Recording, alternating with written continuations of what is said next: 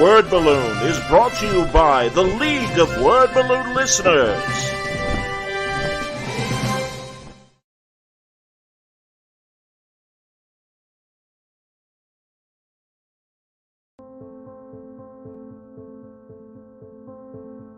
Every part of comics and artwork is a form of communication with other people. It's not just here, let me direct my thoughts at you as a dictation of concept, but it's hoping to convince you of how cool you think a visual could be or a story could be. And you're trying to communicate ideas in one part storytelling and greater part just graphic impact. You're hoping to relate a sense of energy, urgency, and enthusiasm to people. That there's a lightning of spirit that comes out of superheroes that has always worked for me. That it isn't really about the practicality of what they might do. It's not the practicality about grown men punching each other in costumes. It really isn't about that. It's a visual metaphor. And that metaphor could be for a lot of things, but it's mostly just about the energy and enthusiasm that can be found in the fun of life.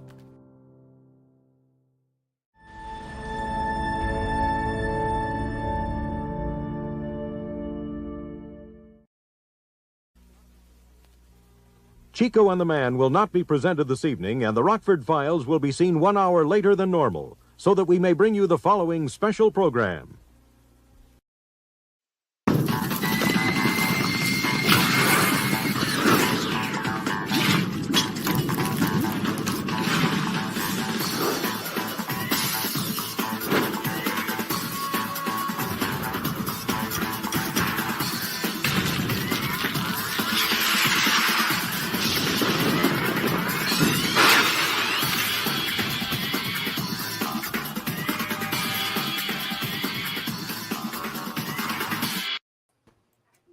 Welcome back, everybody. It's time again for another Word Balloon Live.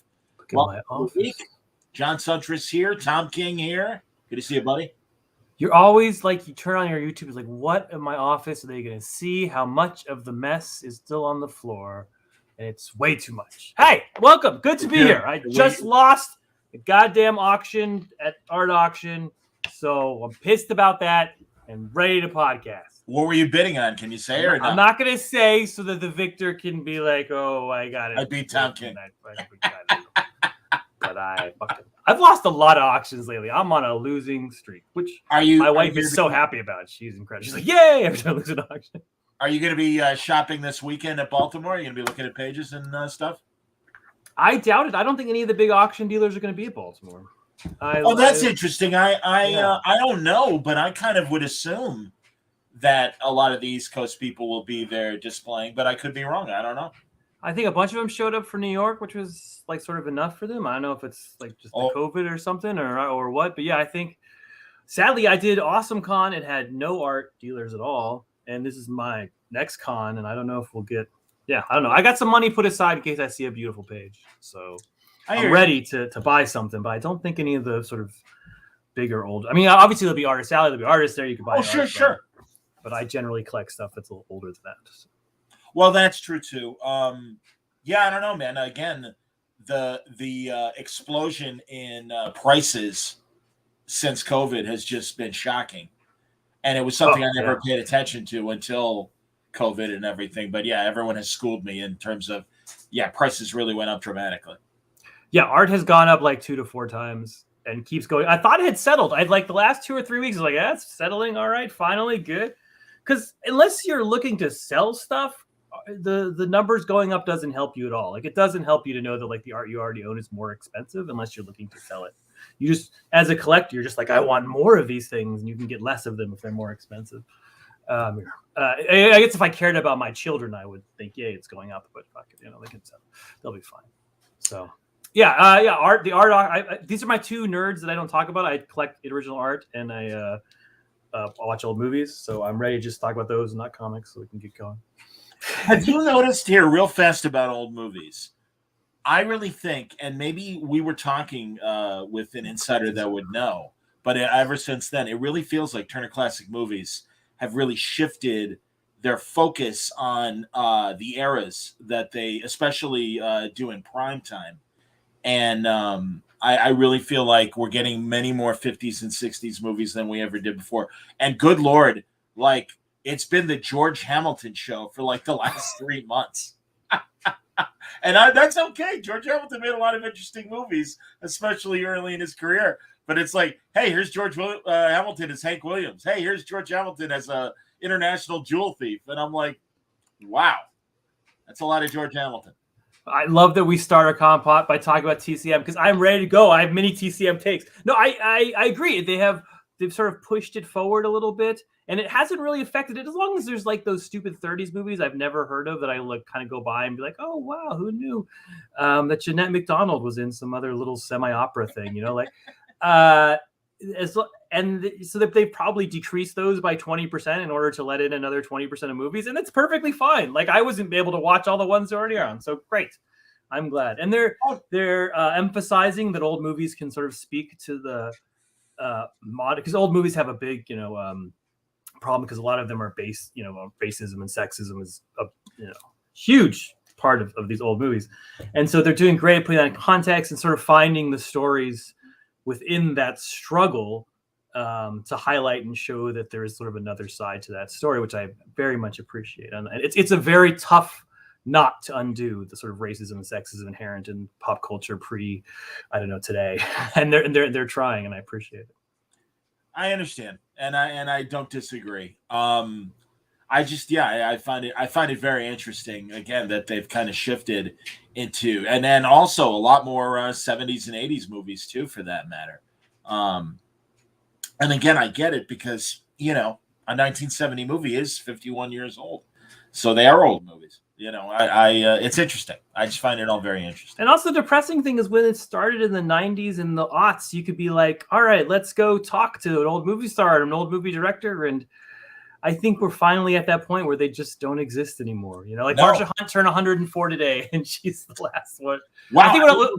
Marsha Hunt is still going. God bless her. Marsha Hunt is, but when Olivia de Havilland died, I feel like that was the end of the era. I was like, she was the last one, and she went last year, I think, and it's like they have to move on from that model. Yeah, she can see 102, 103. Yeah. No, and I mean, thank God they have as much old footage that they do when they started in the 90s. And we do have records of Cukor and some of the other great actors and directors and stuff. But still, I just find it interesting. And I look forward to seeing what they're going to focus on when the spring comes and like their version of Comic-Con, their big movie festival in April. I'll be interested to see what they do. Have you seen, well, all right, let's talk all movies later. Shame on us. We're everyone's like, yeah, that's great. How about Strange? We're just going to talk original Arnold movie though. Exactly. Nothing about tell you about Jack Abel's inking. Oh my God. Ooh, very good. Yes, indeed. Well, you just wrapped up Strange Adventures, and I've heard of it. You guys stuck the landing. I thought it was really, really terrific. All three of you will be at Baltimore Con this weekend. All three of us will be there. Come and get your book signed. Yeah, absolutely, man. Great story, and I love the ending, and tragic in so many ways. And it always was as much Alana's story as it was Adam's story. And I think you guys did a great job in terms of how everything wrapped up. Thanks, man. That means a ton to me. Yeah, it's tough following Mr. Miracle, which was this sort of heartwarming story that did so well, and to kind of just go the exact opposite way. Everyone thinks you're going to zig, you got to zag, and write a story that's not heartwarming, but is in fact about like hearts rotting. So I'm incredibly proud that we sort of got through it. I don't mean this. This is not to brag about me. I want to brag about the artist, but it's a very complicated book to do. It's just in terms of putting out a book with two separate artists who write not just like every other page or every other issue, but this is like, they'll do every other panel, flipping between that and telling two separate stories that are both the same story at the same time. Like it was just a complicated bureaucratic procedure to pull off. And it's very few artists who could be sort of tied at the hip the way Doc and Mitch are. And to and to be brilliant in their own separate ways and separate spheres, and to match each other almost like a tennis match between two greats. Yeah, I couldn't be more proud of that book. Who was drawing the psychedelic stuff? Doc was designing the psychedelic stuff. Doc was the one that surprised me. Well, no, they both surprised me. I didn't. Mitch always surprises me. Every time I get pages from him, I was like, "Oh, you have that gear?" Like someone wrote to me recently, and they're like, "Hey, you and Mitch is so good at cosmic stuff. You should do a cosmic book with Mitch." I was like, when I first met Mitch, he was like the guy who drew Guns and Punisher. Like nobody would put Silver Surfer in his hands. He was so pigeonholed into this little thing, and then he has just been like, "Fuck my pigeonhole," just broke free of it all, and he's like, "I can do this. I can do anything. I can be this person. I can be illustrative. I can be cartoonish. I can be in space. I can be on the ground." But it's all sort of grounded in the Mitchness and this weird, incredible storytelling that he does. Mind-boggling. But yeah, but Doc, I was amazed at how I don't know, frisky is the wrong word, but it's the word that comes to my mind. Like he was like I mean, I'd worked with Doc once on one issue before. It was a Green Lantern issue, and I very much enjoyed the experience. But Doc he's known for very classic, he works a lot with Parker, who does very fun stories, like classic, like awesome, fun comic book stories. Like there's Shazam Convergence stories that are already a classic, I feel. And I was giving Doc that sort of version. I was like, here, you're going to do the classic 60s, and Mitch is going to do the modern. And Doc was like, how can I make this weird and fucked up? I don't know the right word for fucked up, but I think that is the right word.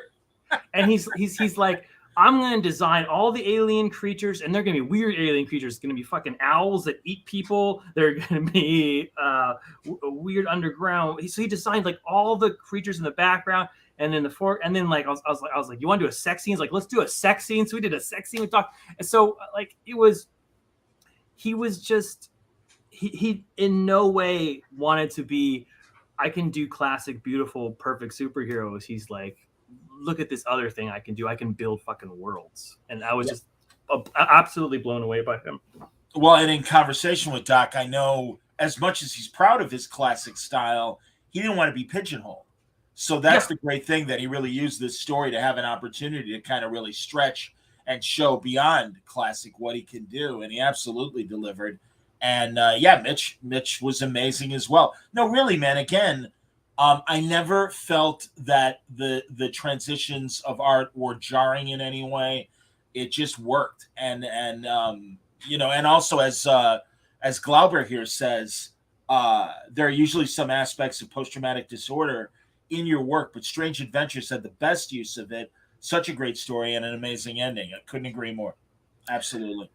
Yeah, I mean, I had told the same story over and over again a few times.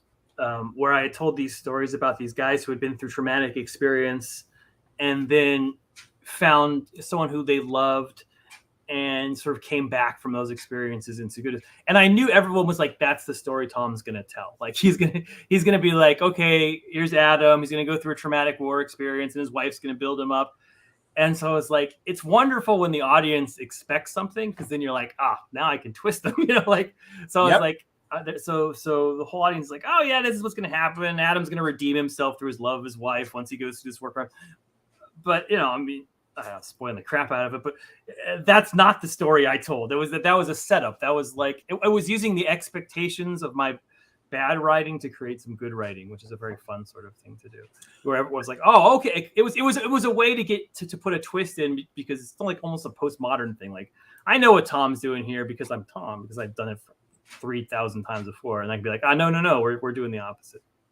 Well, and that's the great thing too, and I think that's why I'm kind of glad that when we've talked about Strange Adventures, we've stayed away from spoiling and the tone. No, I'm glad it went as dark as it did. I mean, here Greg has a great question. Is the main difference between a person like Scott Free, Mr. Miracle, and Adam Strange when they endured torture? Scott was tested as a child, whereas Adam is tested as an adult. Is that the most important feature?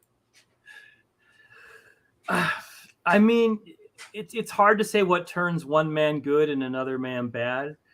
I mean, I think they have a lot in common, because the choice that Adam makes, a lot of people are like, oh, I ruined this character. He's not doing good. What Adam does is he doesn't decide, okay, I'm going to be evil and twist my mustache and throw people under trains. He does the exact same thing Scott does, where he's like, I'm going to take my family and put it above and save them before I save myself. So he's like, I know this is going to cost me my soul. He's like, this is going to make me evil, but I'm willing to give my soul to save my wife and my daughter and their world. And I think Scott Free might do the exact same thing. So I think they might have that in common. So it's almost like circumstances. Of course, I think in the end, Adam's not quite as smart as Scott Free. I don't think he's quite as bright a human being. I completely agree. And that's not and I love Adam Strange. I think Adam Strange is a much more ordinary man that found himself in extraordinary circumstances and always did the best he could, almost in a not and forgive the comparison, but like I think of like North by Northwest, where Cary Grant is an ordinary man who suddenly is thrust into danger and is doing the best he can. And that's kind of how I saw Adam. And truly, I think the events of Strange Adventures are just so extreme that he snaps. Whereas Scott Scott's a new god. Scott is, he's made of different stuff. And his name is Scott Free. Highfather gave him that name. And it's like, that was just always inherent in Scott, was whatever he is dealing with, he's just got it in him to be able to endure and overcome. So, and that's why, Strange Adventures is a beautiful tragedy as far as I'm concerned.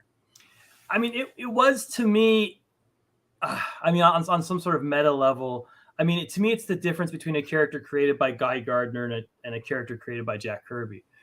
No offense to Guy Gardner, boy, he's created just some of the best characters. He came up with the freaking Batmobile. This guy knows what he's doing.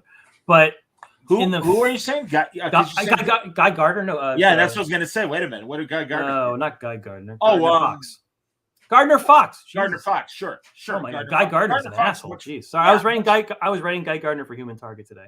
All right, there you go. And we'll talk about Human Target. But Gardner Fox, much more traditionalist rather than the latter. And especially like Gardner Fox's stuff in the 50s, these were just generic white dudes with yellow hair who went out and had generic adventures, and and they didn't have a dynamism. They didn't. There was something a little missing in them, which is almost why they exist where they exist. Like Adam Strange is kind of a crappy archaeologist, but he goes to another planet and he becomes important there, right? So right. And that's it's all modeled after T.E. Lawrence, right? It's all like, yes, you're a boring bastard child in England. You go off to the Middle East and you become king of your tribe. Of Arabia, absolutely. Yeah, and that became Tarzan. That became Buck Rogers, and that became the guy on Mars, and it eventually, John Carter. Like it's that Jimmy same Carter's story. John. Yeah, Jimmy Carter's brother John, and it's that same story of. And they used to call it the second son in colonial times. Like the first son inherits the building, and the second son is the one who kind of goes off to India and has to sort of make his name by being basically by being mean to natives. But the fantasy of it is you marry a native princess and you go local, right? And then I want to sit on that for a second, because truly, that was the trope, and now it's become white colonialism. White man teaching the darker races about it civilizes them. And listen, I get it, and I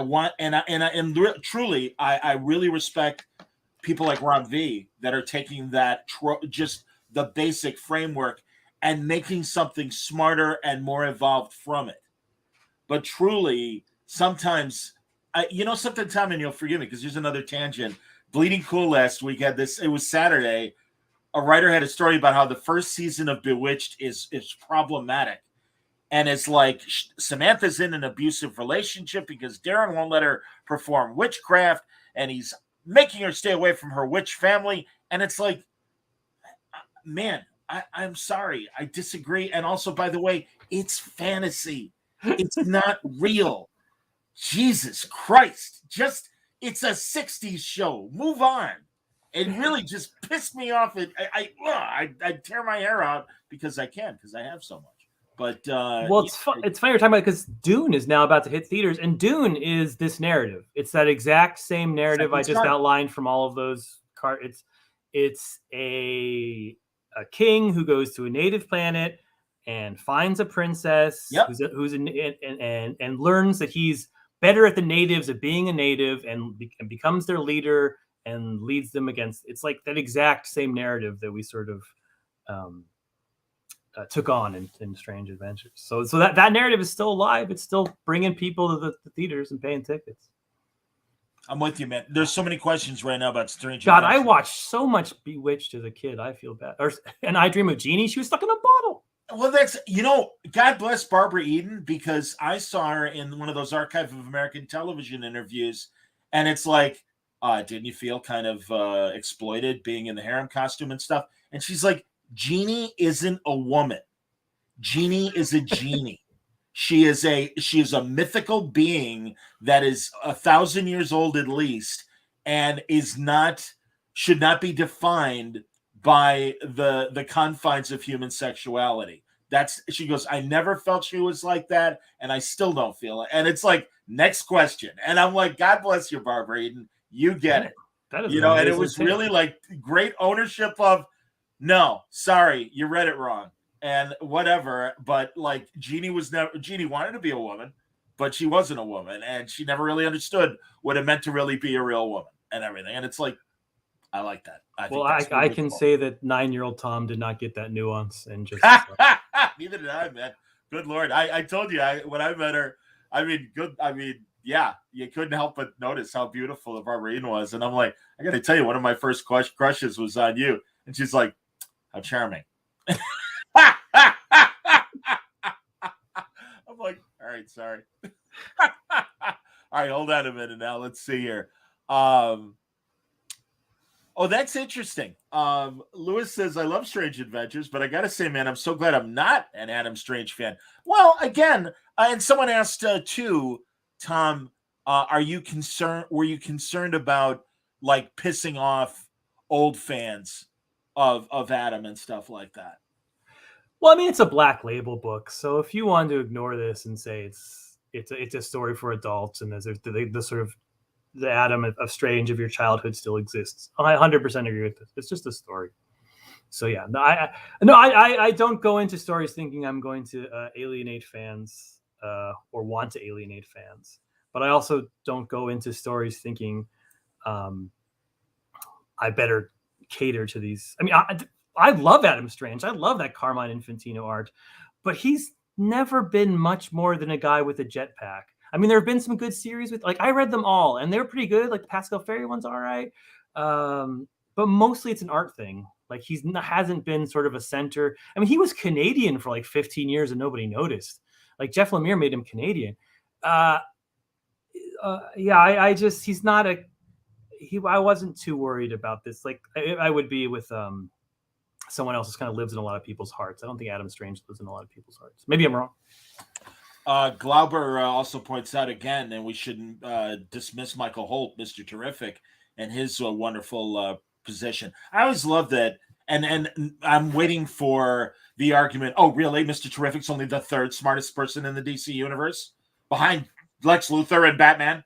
And it's like, Mr. Terrific is awesome, and this was a great portrayal of Michael Holt. I love Michael Holt. I've loved him since he was reintroduced back in the Spectre days, and as Mr. Terrific, and I think is a great character. As I said in Heroes in Crisis, and I had Alana say again in Strange Adventures, sometimes when you lap the field, it looks like you're in third, but you're actually ahead. And so that's I like Michael Holt.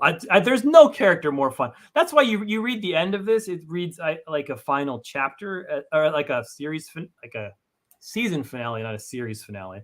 Because Mitch and I had so much fun with Alana and Mr. Terrific. We're like unlike Mr. Miracle. As soon as we put that down, the deal's calling me, being like, when do we, let's do a sequel, let's do New Gods, let's do something. And we're just like, nope, never touching Scott and Bart again. I'm done. Mitch and I were like, when can we get back to this? When can we get back to Mr. Terrific and Alana? I love those two characters, and I incredibly loved writing them. I mean, you could tell. I just, yeah. I'm absolutely with you, man, and I love the way the League was played in general in this story as well. You know, the Justice League. I thought all of that was just really, really great. Let's see. How do you choose which quotations Mr. Terrific would have been asked to identify? Well, first you have to get a quotation that's before 1924 because of rights. So like there's a few quotations I chose over the course of the thing that's legal punched out because it has to be pre-1924 or else you can't put a quotation. Wow. So that said, even in a fair use where, and I guess this wouldn't be considered fair use or whatever. Yeah, I mean, there's two sets of quotations in the book. Obviously, there's the ones that are going to Mr. Terrific, and there's the one from the comics. Yeah, at the end, and both of those were very big sort of legal obstacles in terms of which ones we could use, which we couldn't. Wow. We got very fortunate with Gary Groth. Was very generous and basically said you can use anything from the Comics Journal. He said I consider that all to be fair use. So most of those quotes are from that because Gary said that, which was just phenomenal. No, that's huge. Wonderful. But a lot of like some other quotes in places like legal be like, no, you can't use that. You can't use it. So yeah, but a few of them are from Tomorrow's. We got Morrow signed off on a few, which is nice. Oh, that's great. John's a great guy. Yeah, super nice. And both of those guys, massive influences on what I do with Word Balloon, no question. And the writers, the subsequent writers that work under them and stuff. Absolutely. Oh yeah, but both are brilliant. Man, Gary Groth, if you're ever here, I would die to take you out to lunch. Let me just take you out to dinner, lunch, and you can tell me Gil Kane stories, and I'll be 100% perfectly happy.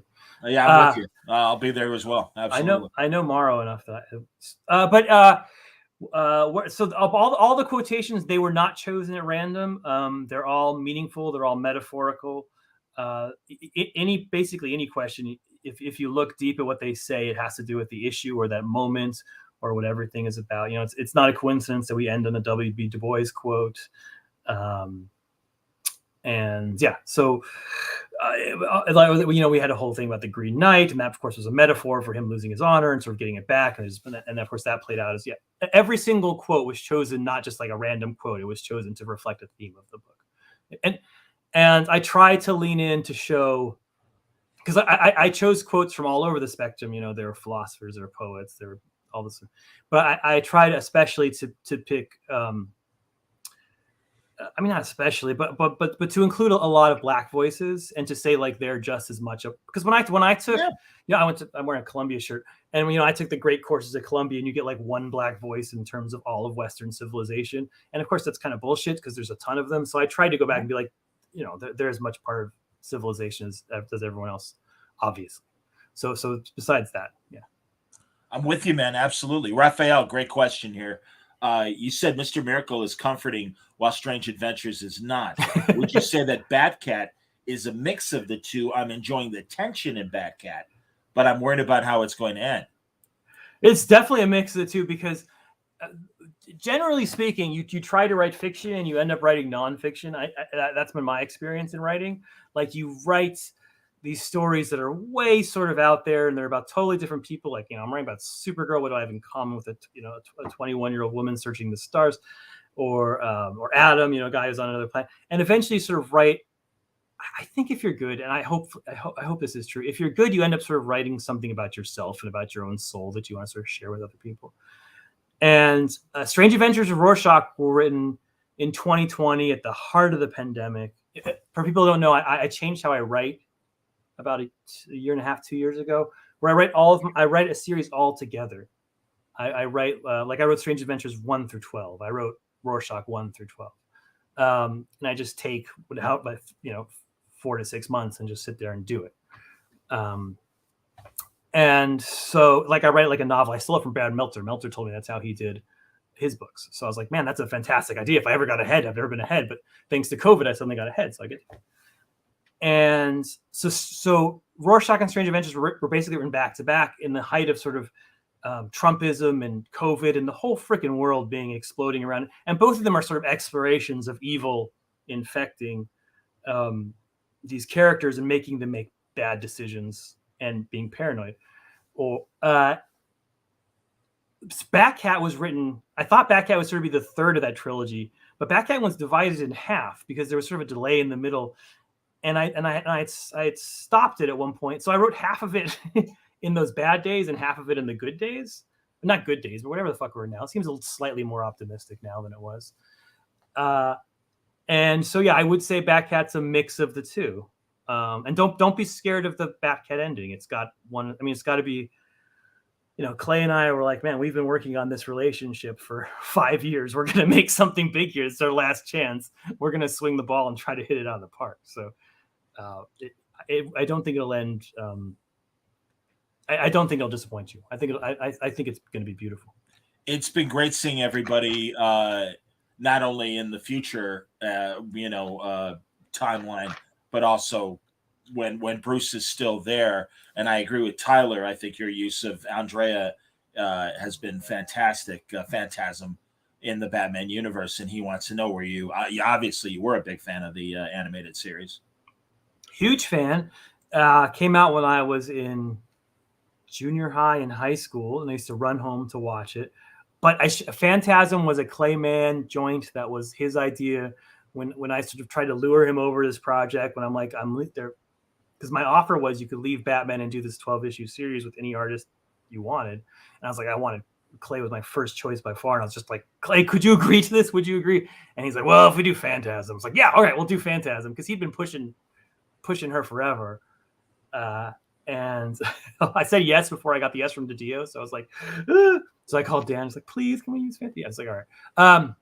Were there any legal problems in that sense? Because I always wondered about a lot of the animated stuff not being used in the comics, like Batman Beyond, more specifically. But I wondered if there was any, there were no entanglements. Dan's like, yeah, no problem, I'll do. Yeah, Dan had to ask someone's. It wasn't just as simple as him saying yes. I know he had to go out and do something. You should ask Dan. He'll tell you. But he was kind enough to go out and do that and ask the permission, and they said yes. So that at least was good. But it was very easy, as opposed to getting a quote from 1925. It was much easier than that. Sure. And then we were off to the races. I just knew Clay would draw her so perfectly, and it was just sort of this. She was going to be the perfect sort of pivot around which these three characters of the Joker, Batman, and Catwoman kind of find themselves, and she's kind of the one that stirs the pot and creates all the mess. Oh yeah, absolutely. And again, these are like, and there have been a lot of important women in Bruce's life, and Silver St. Cloud, of course, who you've played with, and Julie Madsen, and all these various people. But I really felt the Mask of the Phantasm, the introduction of Andrea, was really great, and that really Bruce was ready to give up being Batman to pursue this woman, or to be with this woman. And that great scene in the study when he's looking at the portrait of his parents, and he's like, please let me do this. And it was so, really he's talking to him. He's kind of talking to himself, obviously. But that's the thing. It was the subtle psychology that they played in this animated movie. It's really good. I'm so glad that you're able to get back to that dynamic in the two of them. And then, as you say, how it also plays out with the Joker and Catwoman. I think it's great. And again, you get these amazing conversations. And that's what I love about Batman and Catwoman. All of these incredible conversations. And and we'll get to Supergirl, but I know you describe Supergirl as like Supergirl's version of The Searchers, or I see it more as True Grit. Yeah, it's True Grit in space. Oh, it is True Grit. Don't tell. That was definitely written after 1924. Sorry. All right. I think you mentioned it before. But this with Batman Catwoman, there's a lot of Citizen Kane in here. A lot of Citizen Kane, Rorschach too. Rorschach's modeled after Citizen Kane. Absolutely. Yeah, Batcat. Why? I don't know. I decided to tell three different stories again simultaneously. Rorschach, Batcat, and Strange Adventures are all told non-linearly because I was like, "Fuck it, I'm tired of linear comics. I'm just gonna throw it out the door." And yeah, I mean the point of Batcat is it's looking at two people, one of whom has changed and one of whom hasn't, and how they can kind of get along over the years. Like Batman is the same person when he's 25 as when he's 35 as when he's 55. But Catwoman has changed dramatically. Catwoman is more of a three-dimensional person. She's the person she was when she's 18 is not the person she is when she's 36, is not the person she is when she's 72. And I love that. I love that dynamic. That's what drew me to the whole project, and to sort of finishing my entire sort of Batman run with, which turned out to be a big romance story, but with these two characters and the idea of how two souls can match up, how two puzzle pieces can come together that don't seem to work. That's all about Batcat's about. Here, a moment about Clay's art. Now, I'm sorry, is Seth Mann, is that his... That's Clay's twin brother, Seth Mann. Is that true? Yeah, that is true. I did not know that. Yes, All and right. if Clay does a page, Clay usually inks himself. Sometimes Seth helps out. Seth is an art teacher down in Florida, near where Clay lives. Oh. And incredibly nice guy. If Seth pitches in and inks something, Clay signs it with two N's on man, or if he doesn't ink, he signs it with one N. So you can always tell if it's a Seth joint. But usually Clay is inking himself about 90% of the time. Okay. But then sometimes Seth will come in. Because Greg just bought a Clay. I guess he knows that it's a Clay Seth page. Maybe it was identified as such. Yeah. So there you go. Okay, very cool. So I don't. Sometimes I don't know Seth's involvement because I mean these are like tied at the hip twin brothers. So like they're kind of complete each other's sentences. I'm sure they'll hate me saying that and they'll listen to it, but they're both awesome dudes. And so sometimes Seth will come in for a panel and we won't even know. So Seth did every issue starts with a house. It's and doors in it. Seth drew that house, so Seth's in every single issue. That's awesome. Glauber, another point, and I'm glad he's mentioning this. And we briefly mentioned Supergirl. He's in love with Bilquis Evely art. He's Brazilian, like Glauber is in Supergirl. And I think Bilquis's art, and it just occurred to me, very Kevin O'Neill. Kevin O'Neill, interesting. That was my take. I mean, and here's a great shot from the comic. It's not a great shot. That's blurry as heck. Well, it is blurry as heck. Don't forgive me. But I mean more contextually rather than my ability to clip and present something. But no, it just did. It had that League of Extraordinary Gentlemen Kevin O'Neill feel to it. Oh yeah. Now that I think of, when you said, I thought Kevin Nolan popped in my head again. So that's what I was thinking. Okay, I got confused. Yeah, Kevin O'Neill. Yeah, I like that. Yeah, it's. I see a lot of Mobius in her. Sure. I see. Forgive me, Bill, because I forget that this is a woman and brilliantly talented. Oh yes, brilliantly talented, and we're also colored by Matias Lopez, who's also Brazilian. So it's a very Brazilian book. That's awesome. And God, they make it beautiful. Yeah, books don't get more. I have the best artists. There's not. Yeah, you do. Who's gonna come and talk shit about their artists? Nobody. But I literally work with the best artists in comics. And the projects I have coming up are, I recently had to. An artist asked me, I'm working with a new artist on a new project, which I'm sure I'll announce someday soon. And he's like, the one hesitation is I do badly with art notes. So are you like the kind of writer who notes? Well, there's some writers who note their artists. And I was like, I don't think I've given a note since 2013. I don't think my artists just go. They're the best at what they do. And I just sit in awe of them. Yeah, I could talk about Bilquis's art constant. The art for issue 6. Issue 5 is brilliant. Yeah, it's the next one coming out, but the art for issue 6 is transcendent. That's the one I haven't bought a Bilquis page yet because they've been selling so fast. The first 2 issues sold, and then the third one just sold out. I'm gonna get a page from issue 6. So that's how good it is. It's oh my god, it's beyond.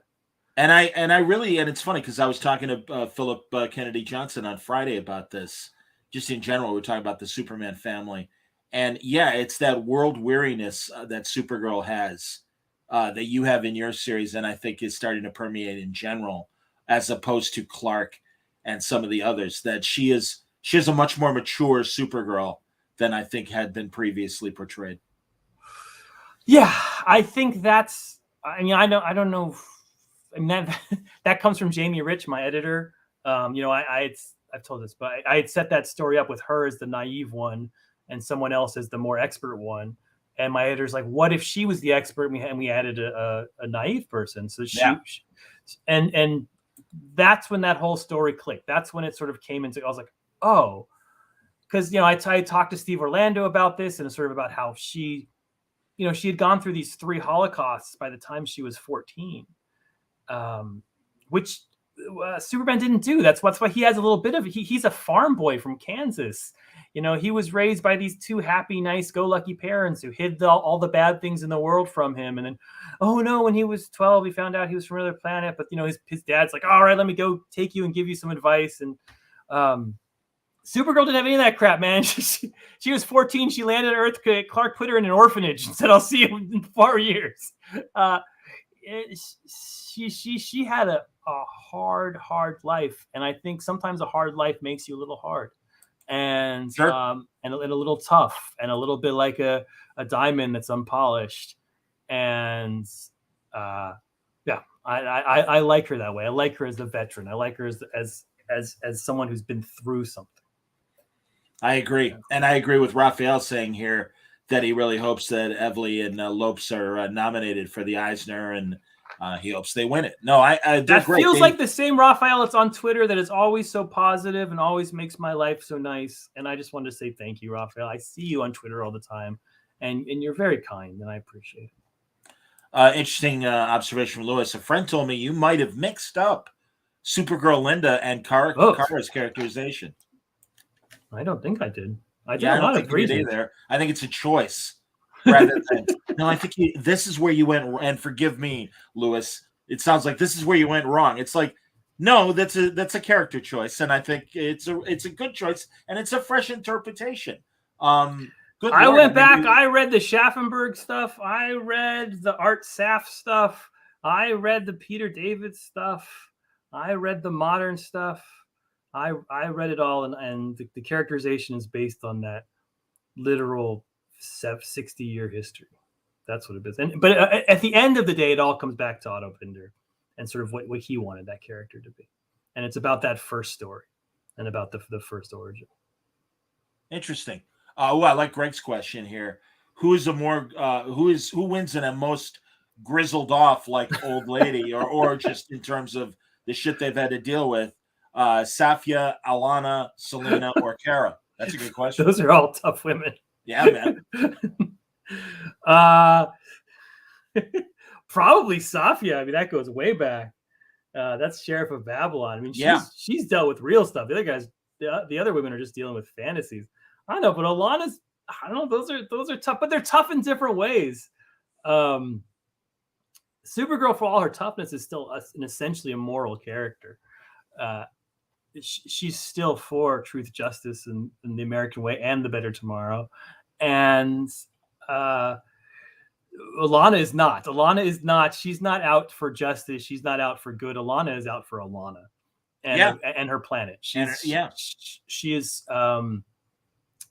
She defends her family and herself first. Safia is based on like a real person. Like I knew Safia way back in the day, and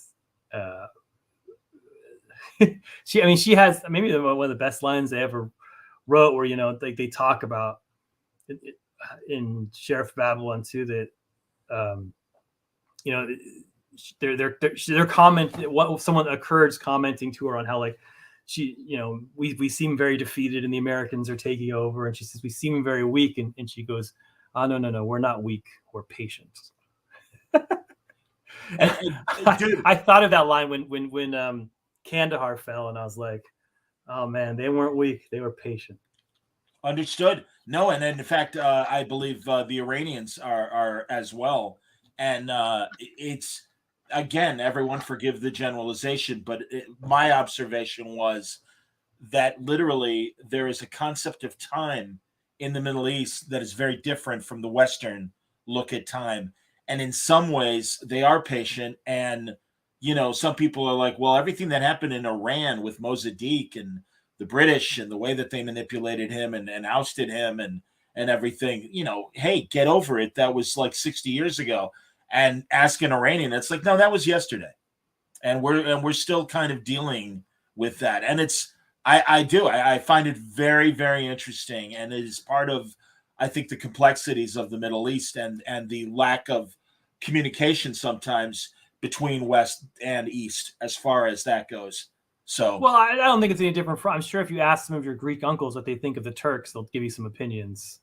And if I ask my Jewish uncles what they think of the Palestinians, they'll give me some awful opinions too. So, yeah, it's not. It's oh yeah, it's not unique to the Middle East. I agree with that as well. Yeah. No. I'm with you, man. Radiant Theater Productions. Heroes in Crisis is a masterpiece. The Protector's confessional, finding humor in life while spiraling on drugs, is incredibly powerful as someone fighting with recovery. Thanks, man. Yeah. Heroes in Crisis is definitely my most divisive thing I ever wrote. So Lord knows mostly because I used Wally and people just talk about it. You know, like I said, you can fuck up Adam Strange and, you know, that.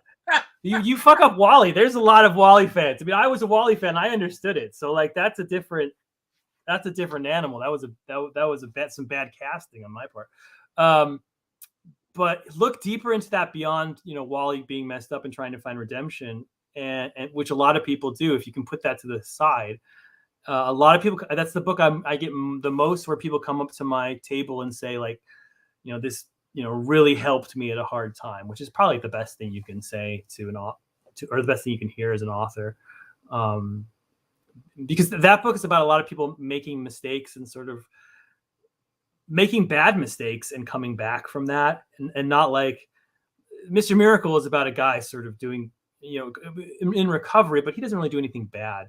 When you're in recovery, there's a certain kind of recovery where you're just like, man, I got to a bad place where I was looking over the edge and I walked back. And there's another kind of recovery where you go to the edge. I fell off the edge. I hit the goddamn ground. Now what?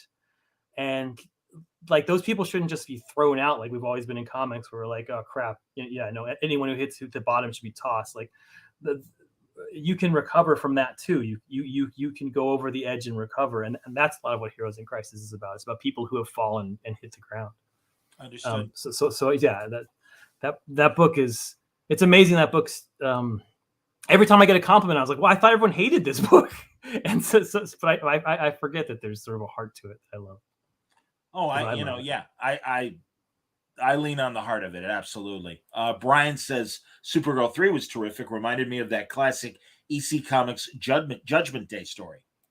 Thanks. Yeah, it was very much a Twilight Zone EC Comics a tribute book. It was I mean, it's about those those World War II towns where 1 second everybody got along, and then Hitler gave free reign, and they're like, oh, good, now we're going to kill all our neighbors. And then, you know, someone comes to the town 2 months later, be like, where did all the neighbors go? I have no idea.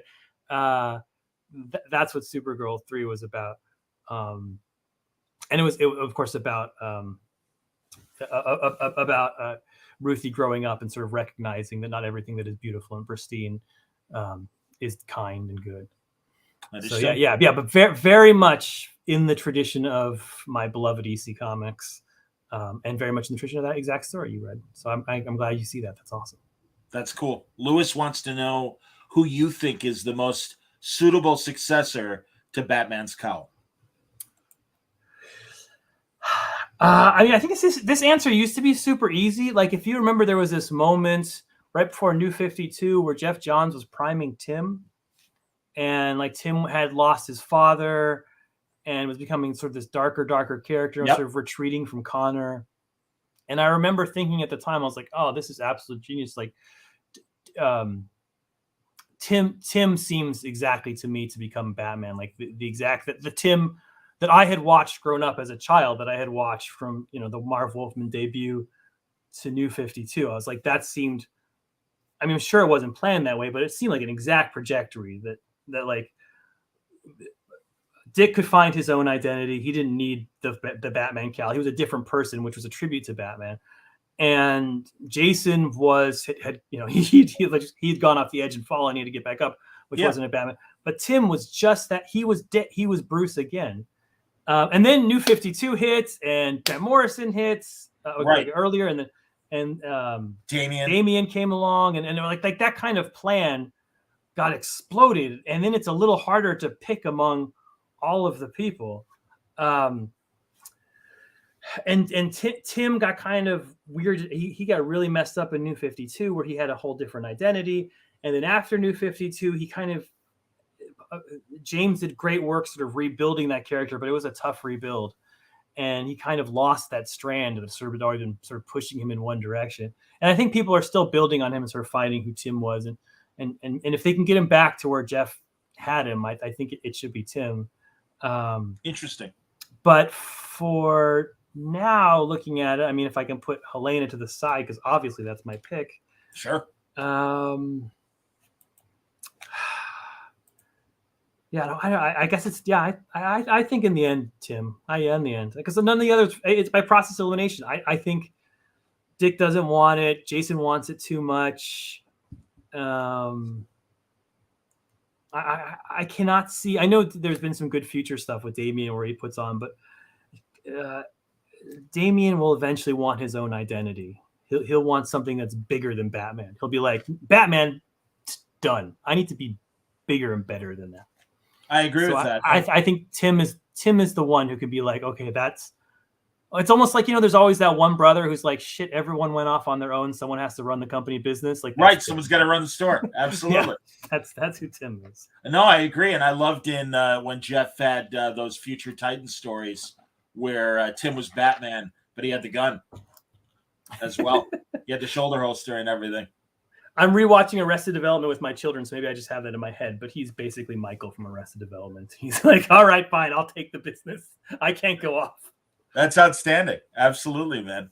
Sergio wants to know if Supergirl is a limited series or continuous. It's a limited series, 8 issues. I wish it would go on forever. I've said this before. I asked for 12. In the very beginning, because I always ask for 12, and they said, well, let's see 8 and see how it goes. And it's gone over so big. I think we could have gotten 12. So, but yeah, it's 8. It's like I said, I wrote it all at once, so it's done, and it has a conclusion that's hopefully satisfying. That this sort of brings it all around and makes it into something good. But yeah, so we're when issue 4 comes out, we'll be halfway. There you go. No, when issue 5 comes out. When issue 5 comes, we're already halfway. So issue 5. So we've gone past the tipping point. The midpoint. So the midpoint. Michael wants to know. He's really excited, as am I, for Human Target. Yay! He's been Me too. I write too many books. My son and I were in the car. I was driving my son to physical therapy, and he's fine. He's just was born with his feet a little messed up, so we're getting that fixed. But and he asked me, he's like, how many projects are you working on? And so we went through them and counted. And if you count the ones that just ended, because I'm still talking about them, it's 12. It was 12 projects. Wow. So I'm like, whoa, that's and that doesn't include the movie and TV stuff, which is like, that shit never becomes anything. So who wants to talk about it? But yeah, I'm on too many books. Yeah. So Human Target. I love it. It's how much is the DNA of Ween and Milligan stories in your run? Okay, this is a freaking question. Am I much of a Milligan fan? I am a Milligan fan. I think he's great. He's trippy. He's brilliant. When I don't know what, at some point I feel like you had to choose between Milligan and Morrison. I don't know why that is, because we're Americans. I understand what you're saying. Okay. Trippy, and just kind of like you had to choose between Legion and X-Men. And and I feel like I went into the more Morrison Neil Gaiman camp. Like maybe I'm just a little too straight edge. Like Milligan goes off the reservation sometimes, almost too. I guess Morrison does that too. But yeah. So if I was going to pick my favorite British invasion writers, he wouldn't be it. But that's not to say he's not a brilliant writer, if that makes sense. And in terms of their influence, Len's influence is that's where I went right back to the Len Wein stuff. I always go back to the beginning. The Len Wein stuff from the 80s. You can get it in the Len Wein DC collection. There's like 6 of them. They were 8-page backups. Yeah, they were 8-page backups. Yes, indeed. And they're brilliant. I bought 2 pages of them. There's a page up there somewhere. Is it Giordano? Yeah, it's Giordano. And they're beautiful looking books, and it's that early 80s James Bond high spy dude with a pipe who gets a pretty girl in each time. Yep. And he lives in Boston. He lives above an Italian restaurant with a guy named Luigi. And I just loved it. I just absolutely loved it. It felt very much of all those old TV shows that John and I love to watch. Yeah. And so I love that stuff. The Milligan stuff affected me, but in a negative way, in that when I first started with this, when someone said, do you want to do Human Target? Because it started as a tweet. I thought it was a joke. I did this joke tweet about Human Target and how I would write him as a guy staring out the window and then getting shot and saying, oh, I was the Human Target and falling off dead. And an editor called me. He's like, do you really want to do a Human Target book? And I was like, sure, why not? But I was like, okay, what do I do? How do I make this deep and sad? Like, that's like the Tom King way. Like, how can I make this deep and sad? And my first thoughts are all the identity stuff. I'm like, oh, here's a guy who takes on other people's identities. So he's going to lose himself in the identity. And maybe we'll do something where like he's stalking a killer, but he's really the killer. So he's stalking himself. All those kind of bullshit ideas that writers get when they're in the shower thinking of a target. And it was one of those things where as soon as I was like, all right, let me check back in the Milligan stuff. Because I had read some of it, not a lot. I'd read it mostly for the Cliff Chiang art because I was this huge Cliff Chiang fan. And I was like, oh, Milligan explored all of this stuff so much better than I ever could. He went directly at that identity theme and that idea of losing yourself in a disguise and all of that stuff. And I was like, he plowed this ground and there's just nothing left here for me. So in that way, I was like, okay, I'm going to stay away from what Milligan did because he did it great. And I don't want to do something someone already did great. So I went another direction with it and leaned more into the Len Wein stuff than the Milligan stuff. So it was more of a like, oh, someone's already run this race. I'm going to run a different track. Kind of thing. I understand, and I don't blame you. And it's funny. I was just talking to Cliff Chiang last week, and we briefly talked about his participation in the Milligan run. I'm a massive fan of the Milligan run, but I was also a massive fan of Len Wein, and I love the style that Smallwood is clearly bringing to the book and everything. And I think it's really in his realm. And I'm so excited for him to get the big stage for this book as well. How many issues of this? This is a 12-issue series, 28 pages an issue. So it's a big undertaking. It was a 400-page script document. It was the longest script I'd ever written, was Human Target.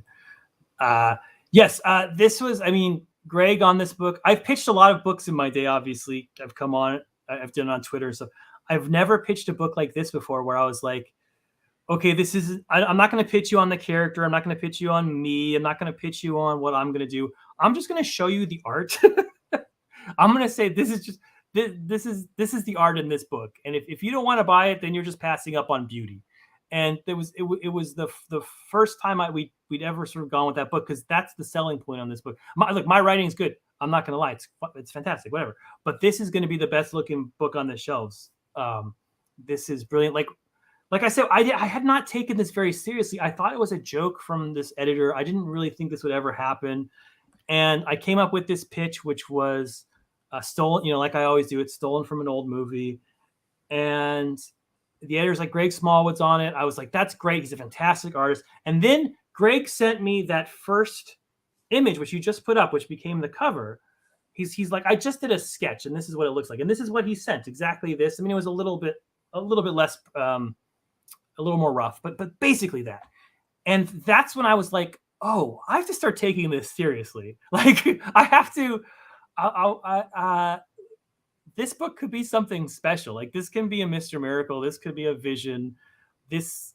I now have it's almost like someone, gave you a tool in your hand and you're like, oh, okay, now I can go to another level. I got, yeah, I don't play golf, but if someone give you like the perfect golf club, every time you hit a hole in one, like, oh shit, I'm gonna go out and win the Masters. You know, it was that was the sudden feeling I got where I was like, okay, I'm not gonna just like blow. Not that I was gonna blow it off, but I was just gonna do it as fun, like as a lark. It's like I want to do a fun comic. I was like, okay, now I'm gonna do a comic where I pour my fucking soul into something, which was sad because I really want to take a break from doing that kind of crap. But yeah, as soon as Greg started showing those pages, that was when we took off. I was like, okay, we're gonna do something transcendent. We're gonna do something next level. It's all about death and life and love and beauty and all these sort of big old themes. And it's great. It's beautiful. I just did the letters in the 3rd issue today, and it's beyond. Yeah, it's Raymond Chandler. It's super sexy, which I don't get. I get to do some, but this book is like, it's. Oh, that's great to hear. It's about adults having adult relationships. Well, and that's one of the things I was going to say about Batcat was, I mean, God, Clay is just drawing the hell out of the women. I mean, they're all just lovely. Even men too. Clay draws beautiful people. Sure he does. Absolutely. I won't deny I'm paying more attention to the women, but yeah, no, they look amazing. And yeah, with Greg, first of all, DC, I think more so than Marvel, had this line of just street level civilian characters, men and women, that they should exploit more and tell interesting stories with them. And I think there's really this great opportunity with Christopher Chance, the Human Target. And I loved the psychology that Peter put into the character and stuff. But even as you say, I mean, Len's straight up espionage and just action that he and Giordano did was incredibly dynamic back in its day, and I still think holds up as well. Did you? So you're the only one who'll get this, John. But I based it on not on Chandler, but on Dick Powell's interpretation of Chandler from Murder My Sweet,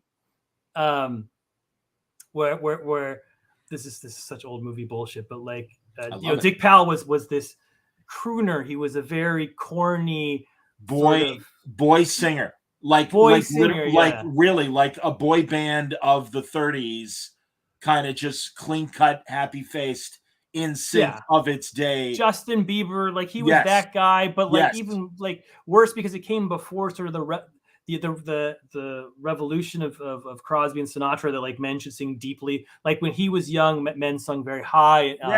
And so you go back and watch movies from the early 30s, and they're just, it's him sitting on a staircase surrounded by Ruby Keeler and 4,000 dressed women, and he's singing. Yep. And he was in like 30 of those movies, and he was washed up, and nobody had a use for him. And then they cast him in Murder My Sweet, being like, okay, you're going to be the cynical crime boss. And, it'd be like as absurd of today being like, okay, Justice Bieber's a little tougher now, but like you're the cynical crime boss. You're the cynical detective. You're the and he plays the role great. Like it's stunning, but still underneath there is which you don't get with Bogart, playing these detectives or like there's a little bit of a hoofer in him. There's a little bit of like him walking down, and he does a little like clink together, and he's always making just a little bit of a snap, a little bit of a joke, and like it's almost as if he doesn't take, like it comes across as not as like, oh, I'm not taking this seriously, but like if I took this seriously, it would just mean all life was death. So I'm just going to make some jokes because we're all dancing around the abyss. And so I stole that sort of Dick Powell detective, and that's what I turned for Human Target. It's funny because Powell made Murder My Sweet and then proceeded to do a radio series called Richard Diamond Private Detective, and played that same kind of character in Richard Diamond. And yeah, he transformed his career and really extended his career from being kind of washed up boy singer to all of a sudden being taken very seriously as a noir hero. And it really, really worked. And no, I could see that that would work as Christopher Chance. Are you taking anything from either the Mark Valley show or even, I don't know if you ever saw back in the early 90s, the Rick Springfield Human Target? I'm taking nothing from them. No, this is all based on comics. I think the Human Target's an amazing person because you're like, who's the Human Target? And I was like, he's had 2 TV shows. he's had like 2 more TV shows than Hawkman has had.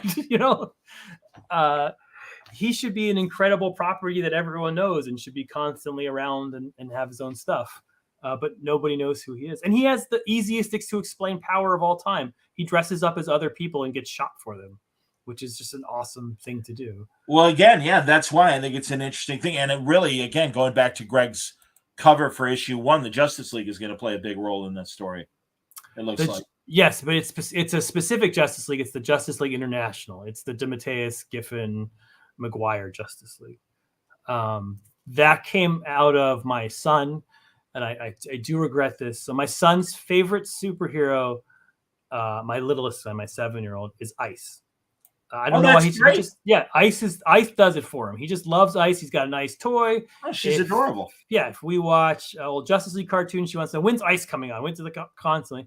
And it's constantly, we talk about comics at the dinner table and say, well, when are you going to write Ice? When are you going to write Ice? When are you going to write? And like I was like, when am I ever going to write Ice? That's tough. So I was doing this series, and it's a mystery. Obviously, it's a detective thing. And I was like, man, I need I need suspects. I need a world to explore. And I was like, okay, what if it's the Justice League International? Because that way I can bring Ice in and I can write Ice. And I can finally say yes to my son. So that's how that started. And then when I started writing sort of this relationship, where Ice becomes a very important part and it becomes, there's romance involved. I was like, oh, he can never read this.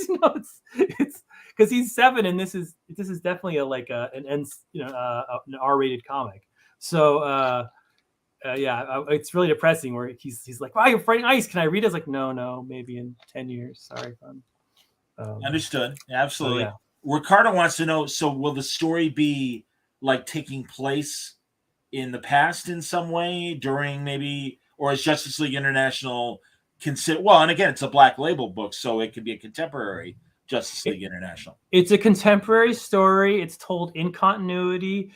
So we have, just like to speak for one character, Ice, we have her complicated history where she has one origin story, which was then revamped to a different origin story. And, where Mark Waid killed her and Gail Simone brought her back, like all of that stuff will be in the book. It's a contemporary story that revolves around the Justice League International. They are not currently the Justice League International. They have since disbanded and they are spread sort of, like Scott and Bendis' Justice League, where there is a Hall of Justice and people get together and talk about superhero stuff. But they are not like, it doesn't take place in the Justice League International world. It takes place with the Justice League International characters. Very cool. As if there was a time in the past where they were in that club and that time has passed. I hear you, man. That makes sense. Absolutely. Gore Vidal comment. He enjoyed Gore Rorschach. Vidal, what's up, man? I read your entire American series. You're a cynical motherfucker. And you've been dead for years, so I appreciate it. You've been dead for years, absolutely. But he still shows up every now and then on Word Balloon and other podcasts. I think it's some of your best work. I disagree with all your Timothy McVeigh stuff. That was over the top. That was weird. Laura and Myerson's story was wonderfully tragic. Flawed people, good intentions, but pawns of something more sinister. Yes, that was. It was. That's what that book is about. It's about how paranoia can warp you, and the worst of times can warp you in the worst of ways. It's a tragedy on one hand, but it's a triumph on the other, because Laura and will succeed in the end. Their target gets killed. Yep. I've said too much. Look at me, I'm spoiling all my books. You can still read them. Do you know how I used to read my books back in the day? Oh, there's Rorschach. God damn, I love that cover. That might be my favorite cover. That's a great cover. That's why I chose it. That's from 11. Absolutely, man. That's Jorge Fornes, who is brilliant. Dude, once again, amazing artist. And I love that Colombo makes it in the story. And now I'm writing for Jorge right now. I've been writing for Jorge for the past month. So Jorge's art is in my head constantly. That art has that book has perfect art, and it's a very bizarre story, and he nailed it. Yeah, I love that book. I love every book. What am I gonna say? Dislike some book? Oh, that's funny. Here, Yusef says, I really enjoyed Rorschach number 11. Your message about how we shouldn't be passive and how we should have agency, like with your metaphor about the comic artist, who draws his inner reality. Four nice rocks. Thanks, I appreciate that. Yeah, I'm glad people are noticing these things. That's awesome. Yeah, I mean that's exactly what I was talking about before. I put that in a comic book. Like I said, you end up pouring your soul into a comic book where Will says this thing. He's like, you know, I thought this whole time I was drawing, I was creating a world. But all I was doing was myself. Like I was just creating me over and over again. And yes, it's an actual it is definitely a metaphor for like, stop leaning back. You know, you have agency. You can stop this. You can do something about this. You are not, like your fate is in your own hands. It's a very sort of, this sounds fancy pantsy, but it's like a very Sartre, you know, it's like that idea that like being is making decisions, you know, to live is to make decisions and live with those consequences. I'm with you. And I'm going to bring this up because I've got my opinion on this. Ricardo wants to know, when will we get an official Columbo comic? The answer is never, because as Tom and I have discussed before, the character is so tied up in ownership with Universal and the various participants, probably never. However, that said, I do think there's room for a Columbo-style DC comic, and my two choices to be the Columbo character would be Slam Bradley or Johnny Double. And I want to know if Tom sees any ciphers that could be Columbo in the DC universe. I tweeted about this. Dan DiDio, who used to be head of DC Comics, I'm a huge Columbo fan. He's a bigger Columbo fan than both of us. Like if you went into his office randomly and he was just sitting there, he'd have a Columbo episode playing over his shoulder. Like he just has them playing 24/7 on a loop. Like he can quote each issue verbatim. So I had gone up to him at a con. I was like, how do we do this? How do we do a Columbo comic? And we had a whole deep discussion on it. And it was genuinely frustrating because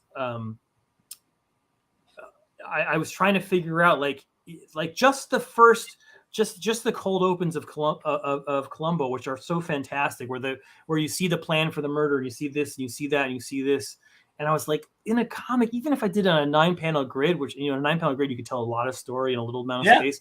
I was like, you'd still need 8 to 10 pages.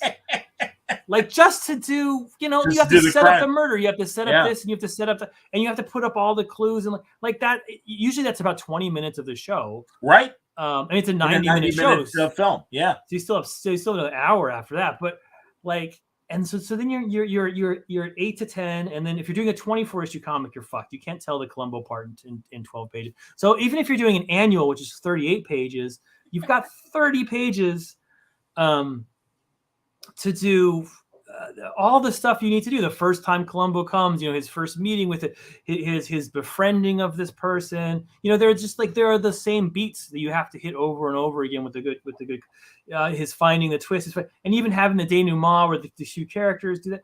I was like, I just don't think you could do it in 30 pages. And of course the answer would be to do it in more than one issue. But the fun part about Columbo is that it's so you sit down, it's a one and done thing.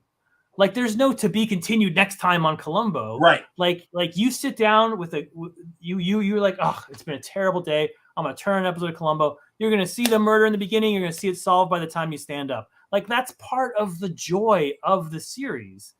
You know, it's like we all watch Law and Order in the 90s. It's that same thing. It's like, and so to take that part of it away and be like, to be continued in the next issue, that felt I couldn't crack it just from a page number point of view. Anyways, this is all. I'm with you. But what about characters? And by the way, Matt Garcia says Detective Chimp, and I'm like, if he talks, maybe. But even then, I'm like, no, it's too gimmicky. You need a rumpled person. I'm against the idea that Detective Chimp. I mean, I get it because nobody would take a chimpanzee seriously in the way that a lot of the murderers don't take Columbo seriously. But I really do think it needs to be kind of a rumpled guy. By the way, I'd also throw in Roy Raymond, TV detective of the 50s, as a potential Columbo. So I'm a big Roy Raymond fan. Yeah, I think you could. I actually agree with you on the Detective Chimp, because I think that is the easy answer because of all the stuff you just said. But I do think, it's too gimmicky. It'll get too cute too fast, and you'll find yourself writing to be like, ooh, if I have Detective Chimp do something silly with a banana, it'll be on Twitter, and you just won't be focused on the story enough. Right. So, but I Slam Bradley, I think he's too tough. Like, I know when I think of Slam Bradley, I think of him throwing people around, and Okay. Sure. I think you would need like someone like. I mean, that's the thing about Columbo, is that he's not a tough guy. I mean, he doesn't carry a gun. He's, always willing to concede every single argument until you fall into his trap. Like, he needs to be someone you would totally underestimate. That's his sort of. And that's why, again, like Johnny Double comes to mind. And I think he was just a good kind of poor man's detective that you can imprint a Columbo persona onto and stuff. And Roy Raymond being a TV detective. And it's like, this actor and stuff that they wouldn't take seriously. By the way, I see you're drinking Coke Zero. And isn't it so much better since they've improved the flavor? I mean, I like Coke Zero when they first put it out. It is like 10 times better. It tastes more like Coke than ever before. I love it. So relieved. Good. I got a 6 in my. I used to be a Pepsi guy. I've totally converted over. It's the best. It really is. Buy your stock now. It's sad. I think if I was to do it, I would do it with some crappy character like Captain Comet or something. Somebody everyone like hates. Oh, that's funny. Underestimates. Sure. Like someone who has a really silly name, something like that. Oh, I love Captain Comet. I've got I'm looking at my Gabe Hardman Captain Comet on the wall right now. See, there you go. So, and I was a little bummed when Starlin kind of de-aged him in his Mysteries in Space, and if they ever were to bring back Captain Comet, it's like, no, let Captain Comet be that first Silver Age hero, the way James depicted him in the Golden Age, but also just from a timeline standpoint that he debuted in 1950. And it's like, no, let Comet be what he was. And it's like, and especially during the Secret Society of Supervillain days and stuff, where he was that lone hero against that group of supervillains and stuff. Pretty cool. No, all right, Nathaniel Dusk. Wrong. Well, I guess that's right. He is DC. I feel like Jeff used Nathaniel Dusk in a certain way in Doomsday Clock. That I kind of feel like he's off the table for a little while. I understand. Jeff already rescued him from obscurity. You need someone a little more obscure than that, I guess. I don't know. I don't understand. Well, I guess, I'd have to think about it. But Magic K wants to know about the Rorschach thing. Did you have regrets when January 6th happened, I guess, in regards to the story? I mean, I can say no because it didn't occur to me. I mean, January 6th was a very personal thing to me because I was there. I live 2 blocks from our nation's capital. So that day. Were your streets impacted by the demonstrations and stuff? Oh, yeah. We had 6 months of being locked down. Wow. The border was across the street from us, so you could literally look out my window and you could see guys with M16s out my window for 6 months. And very weird for the children, right? Like here's where we go get pizza, but there's a literal military truck park there and all that stuff. Jeez. And I live on the nobody knows how DC works, but I live on the east side of the Capitol. The west side of the Capitol is where sort of the Washington Monument and all the museums are. And usually you can walk from my house to that place, and it takes about 20 minutes. Now they put an 8-mile barrier around the Capitol, so we could no longer sort of access all those museums and stuff.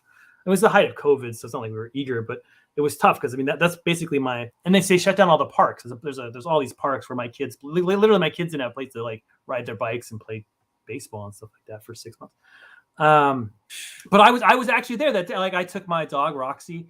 And there was some, it started out very quiet. It was like there've been a lot of protests. I mean, we have protests every day here in DC. We had the million, and when they happen, you can see them ever. And that way, it was a very quiet protest. Not a lot of people showed up, and I took my dog over to sort of see it. And you have to remember, January 6th, if you look at a chart, it's the height of COVID. It's when we were in the worst place ever for COVID. And the protesters obviously were not the most careful people. So my main scare in going over there was a COVID scare.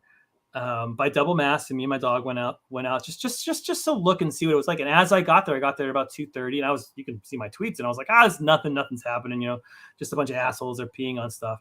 And then I saw them, because I was on the east side. The west side is where the people got killed and the windows were. That's where they broke through. Yeah, on the west side. But right after they broke through at about 2:15, they let in the people on the east side. I don't know why, but they basically opened the doors and they're like, "We've been invaded. We're going to surrender." Wow. And I saw them surge up and go through the doors. I mean, I took a video of it. With the flags, and so I watched it with my own eyes, and I was like, "Oh, this is." I remember I was like, "This is really weird." And someone on my phone is like, "Tom, check fucking Twitter." I open my Twitter, and like they're on like rioting on the other side of the Capitol, which is just inside. So you start hearing the booms and the bangs and the sirens, and and you're just like, I've lived on Capitol Hill for 10 years, and I know these policemen. And I was like, "This is insane that there's."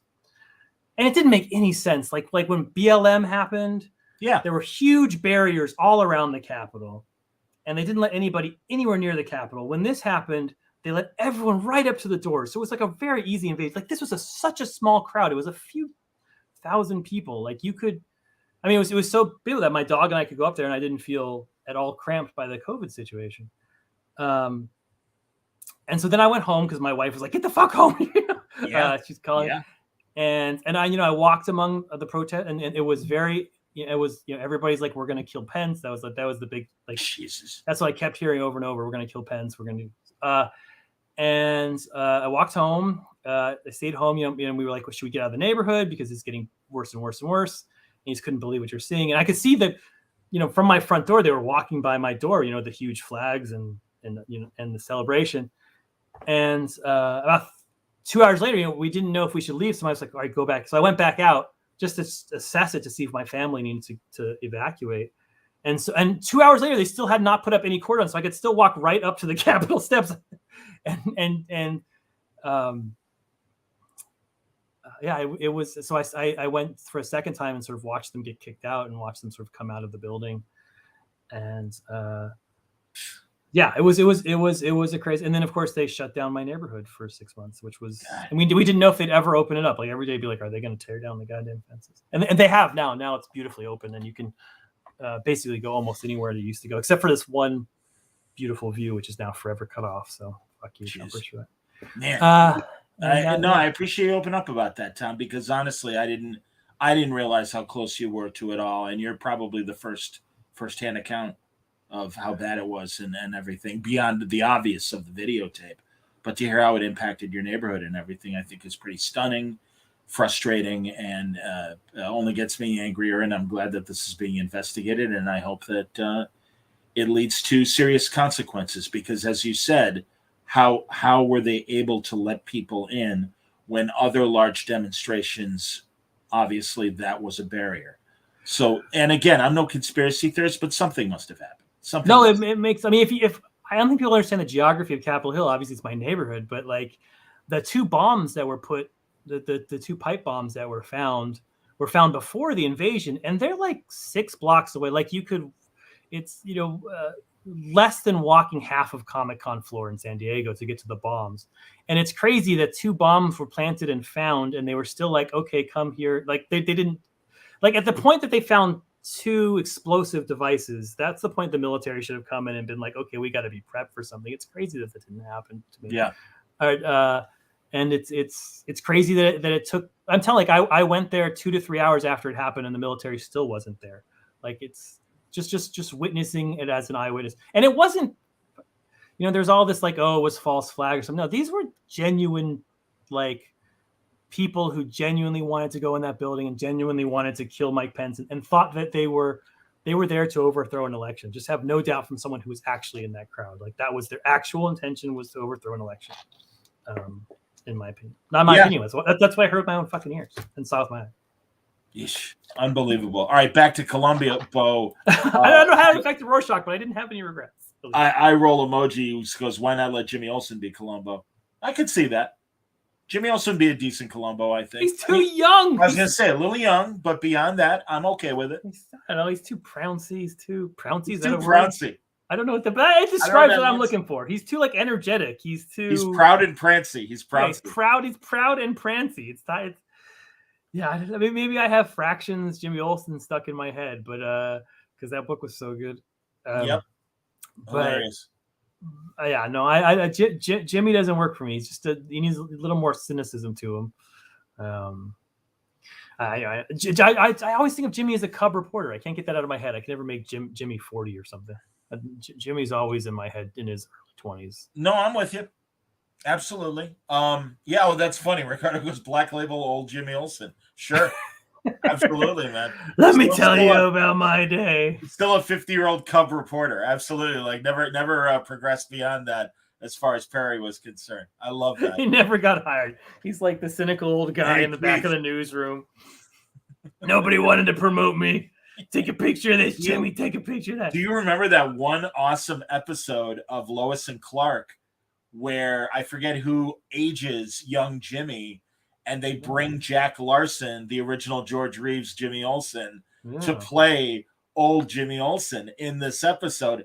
And it's fantastic. It's so meta, and it's so great. It's like, oh my God, it's really Jimmy. It's 65-year-old Jimmy. This is fantastic. Cool. So I loved it. I thought that was cheapest Mr. Kent. That show, I'm remembering this wrong, but I loved the Jimmy Olsen in the first 2 seasons, and then they replaced him with a younger, kind of more. No, didn't they? They didn't replace him halfway through. It was always Jack Larson. No. Lois and Clark, not Jack. Oh, excuse me. Yes. They did switch Jimmys. Yes. And I was always pissed. I liked the original Jimmy. I did not like the new one who had like the floppy '90s hair and all that. Yeah. I'm with you on that. Absolutely. But no, that is like one of my favorite voices to do is Jack Larson from Adventures of Superman, and just jeepers, Mr. Kent. Oh, Mr. Kent, let me help you up. There's that one episode where Superman is affected by kryptonite, and he was in the shower, and he has like a glass shower door, and he breaks through it and stuff, and he's like, oh, Mr. Kent, let me help you up. There's all this broken glass around you. And I just, yeah. So I can't help it. That's my thing, is they always give the squeaky Mr. Kent voice. That's a brilliant impression. I love it. Thank you. I'm very proud. Radium wants to hear you talk more about your Nightmares arc of Batman. I can understand people's impatience as it came out, but in trade, it's a beautiful portrait of Bruce's psyche. Another thing I love that nobody did, that was when my Batman took the turn for the worst in terms of people yelling at me. But I love that arc. What happened was we had lined up oh God, I don't even remember the artist, but we had lined up a very big, very good artist to come in and do an arc, and they got sidetracked by something at the last second. And so suddenly we were without an artist for Batman, and that's tough on a book like Batman because you need A-list artists on Batman. But when you're doing double ship, A-list artists draw, like we've said before, 6 to 8 issues a year. And here I needed whatever was 8 issues in the Nightmare arc to get to sort of my next beat. And so I was like, okay, we're gonna need, and I got on the phone with my editor, and so I was like, we're gonna need to do a bunch of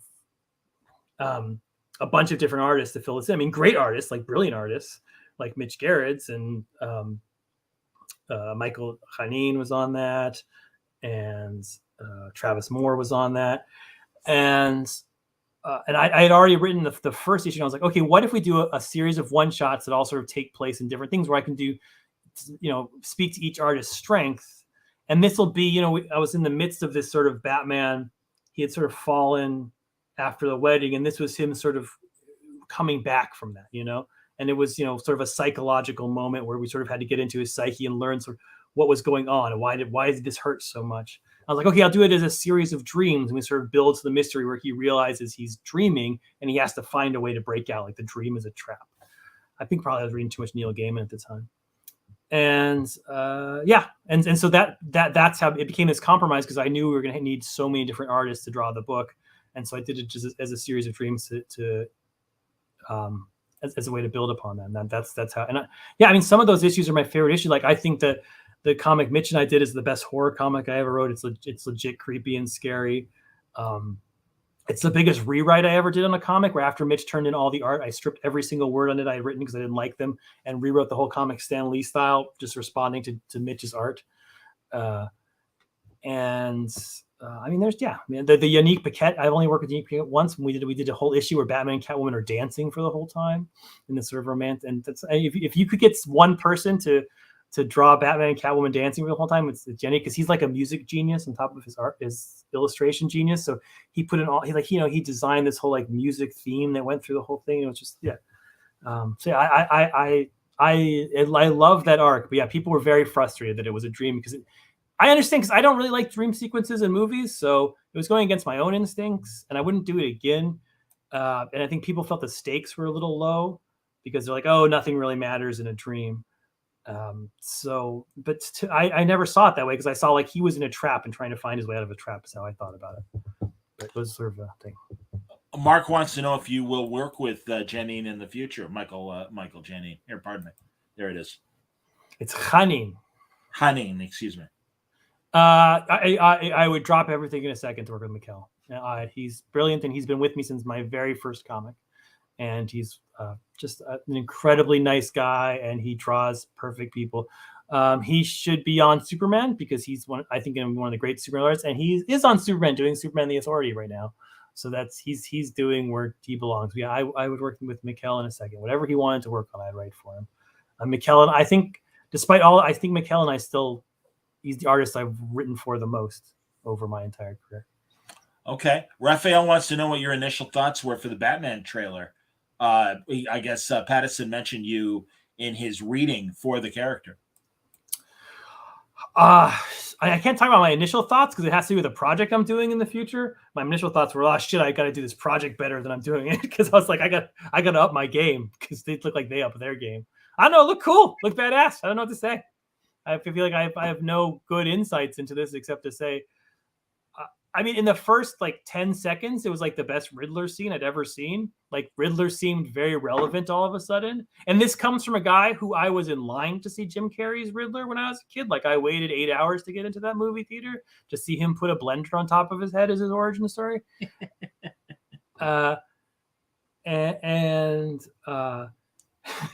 And someday I'll tell you all my Tommy Lee Jones stories that I have about that movie. It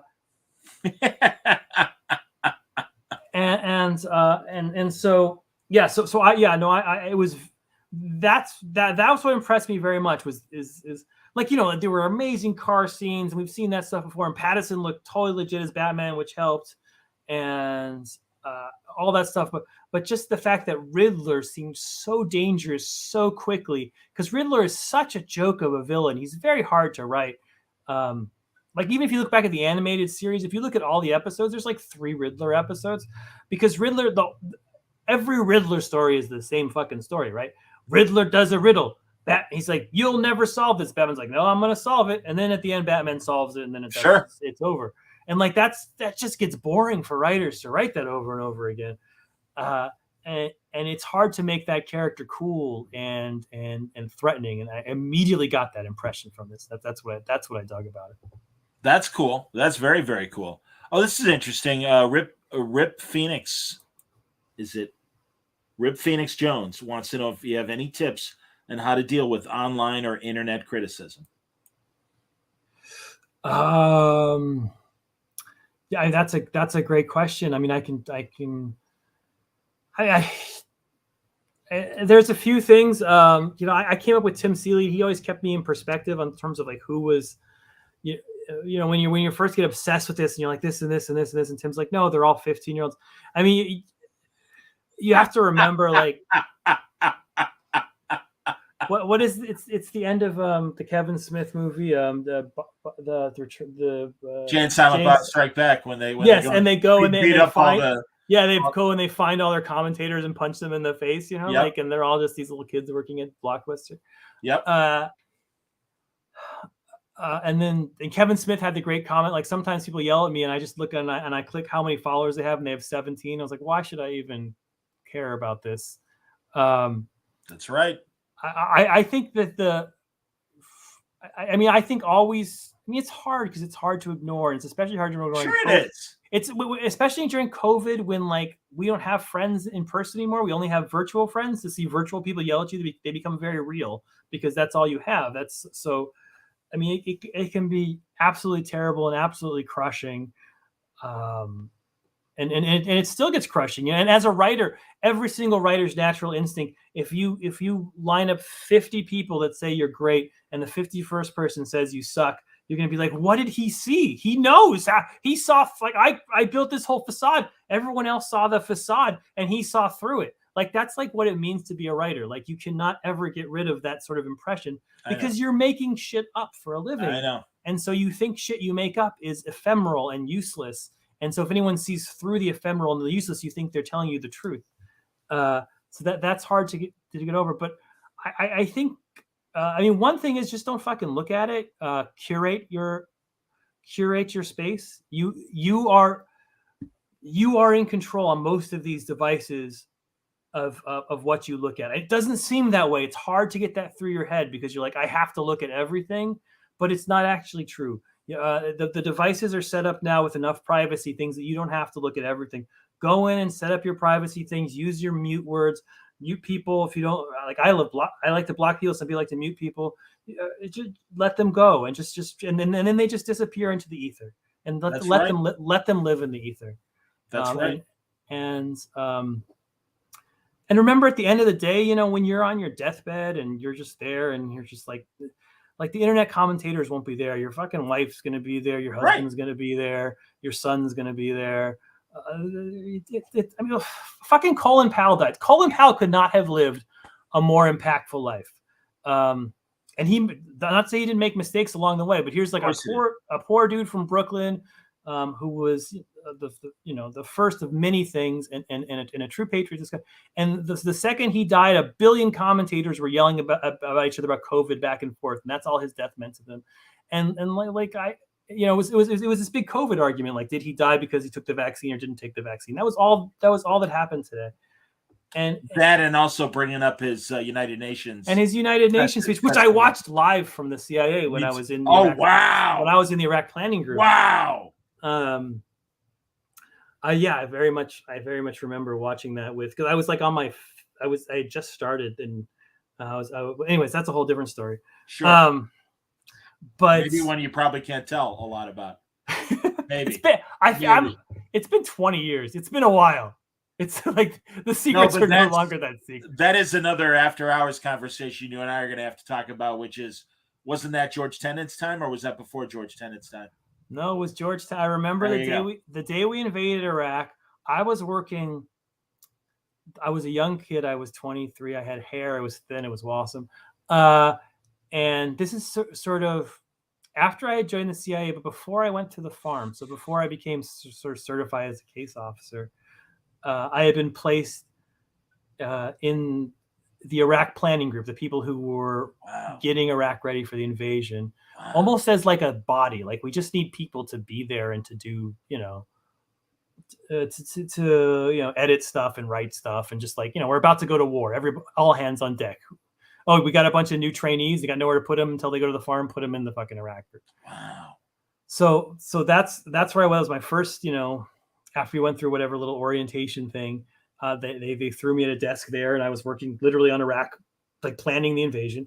I mean,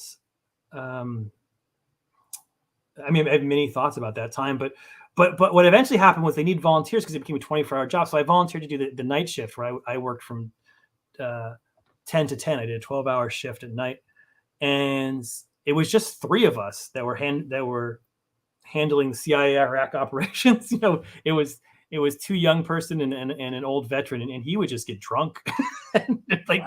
And so it just ended up being so the day they invaded Iraq, I came into work for my night shift, and literally sitting in my this is not like a figuratively, literally I came to my desk, and there George Tenet was sitting in my chair, and he had his George Tenet always chewed on a cigar. That was like his thing.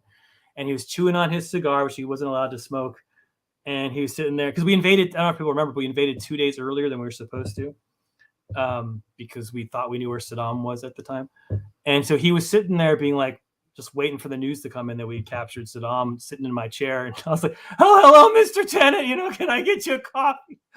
So yeah, it was definitely the George Tenet time, because I remember him sitting in my chair and just there were three of it was three of us and George Tenet sitting around waiting to see if this thing had gone. It was a crazy fucking time. I can appreciate that. Colin Powell, my favorite memory of Colin Powell was he was on Meet the Press with Tim. Damn it, and Russert. Tim Russert. Thank you. Kept wanting to say Tim Rush, and I'm like, that's it. Tim Russert, and it was a final question, and I don't even remember what the subject is, but I'm sure you can find it. But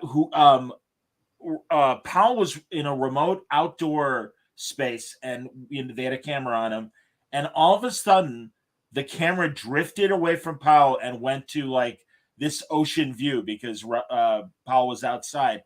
And Russert's like, I haven't got an answer to my last question. And I guess Powell was able to see from a monitor what the camera's on. And he's like, get the camera back on me, please. and whoever was his assistant or the producer on site, not from Meet the Press, but representing Powell's point of view and everything, was like, no, the interview's over. And he's like, Barbara, get the camera back on me, please. And then he goes, I'm sorry, Tim, finish your question, please. And it was a tough question, and Russ and Powell answered it. And that's why, despite the United Nations thing, that guy was 99% of the time all about integrity. And I think even he, after delivering the United Nations thing, it I think really chafed him, and it was something that he carried for a while. But I had nothing but respect about that guy, and it really broke my heart to learn that he passed away today, because I think he was. I'm a liberal and I'm a Democrat, but I always felt he was above politics and just one of the really good men that we all trusted when he would tell. And that's why the United Nations thing was just like, oh man, because I mean, there are very few people in this day and age that are able to, get that kind of trust from pretty much everybody. And Powell was definitely a person like that. And he will be sorely missed. Yeah. I mean, it's a complicated legacy. I think that's a complicated speech that he gave in front of the UN. I mean, it was such a weird time. It's so hard to understand. It's hard to go back. I mean, I was in the center of it, and yeah, it's hard to understand what it was like when, at the time we thought Afghanistan was like this home run. We just thought, oh, that was so easy. Like, it just seemed like, let's do that again, and we'll have another easy one, and we'll. I mean, this is what I write about in Strange Adventures. It's that same instinct of like, hey, we're just going to go over there and we're going to, marry a princess and make their world a better place. And like that instinct was just fucking everywhere. It was in the water. It was in, it's hard to describe. It took over, just like I talk about in Strange Adventures. It took over our concept of truth. It took over that stuff. Where 100%. The most respected general. In the nation could go on and nothing he said, he didn't think he was lying, but the people who were they were willing to stretch every single truth they could because they wanted to fit into that colonial narrative. They just wanted so bad to be the saviors of of another world. Yeah. No, harsh, man. Absolutely harsh. If it's okay, Tom, because I know we're coming close to 2 hours, and I know, it's I'm good. Bendit did 3.5. I don't know. And he's an old man at Bendis. That makes me even older, but all right, that's cool. And I'm with you. It's fine. I listened to the whole thing all the way to the end. People want to know about Comic Pop. I don't know if I hope it's Sal from Comic Pop, but he wanted to know information, as did John Mosher, about whatever you could tell us about your creator-owned book without spoiling. I know this is really stupid time to have me on, John, because it's going to be announced very soon. So I'm going to ask you to come back on in 2 seconds. So you'll get with me. Very Tom, quickly. We could do this weekly, as you know. You and Brian, usually we talk about old movies. Now we're talking about the invasion of Iraq. You, Brian, Ed Brubaker, Greg Rucka, Kelly Sue, Gail. It's like anytime you guys want to come on. And in fact, 99% certain that Brubaker and I are recording tomorrow in the afternoon. We're doing it off. We're not involving listeners. Oh yeah, because he's got his new book. His new book, graphic novel, just came out. Right, Destroy All Monsters. Absolutely, Destroy All Monsters. Yeah, and yeah, I love that series. I'm not, at least controversial thing. He's the man. No, Ed's the man, and looking forward to talking to him. But yeah, it's like no, I always and hey, can I come on? And it's like, yeah, you could come on every week. I mean, how about that?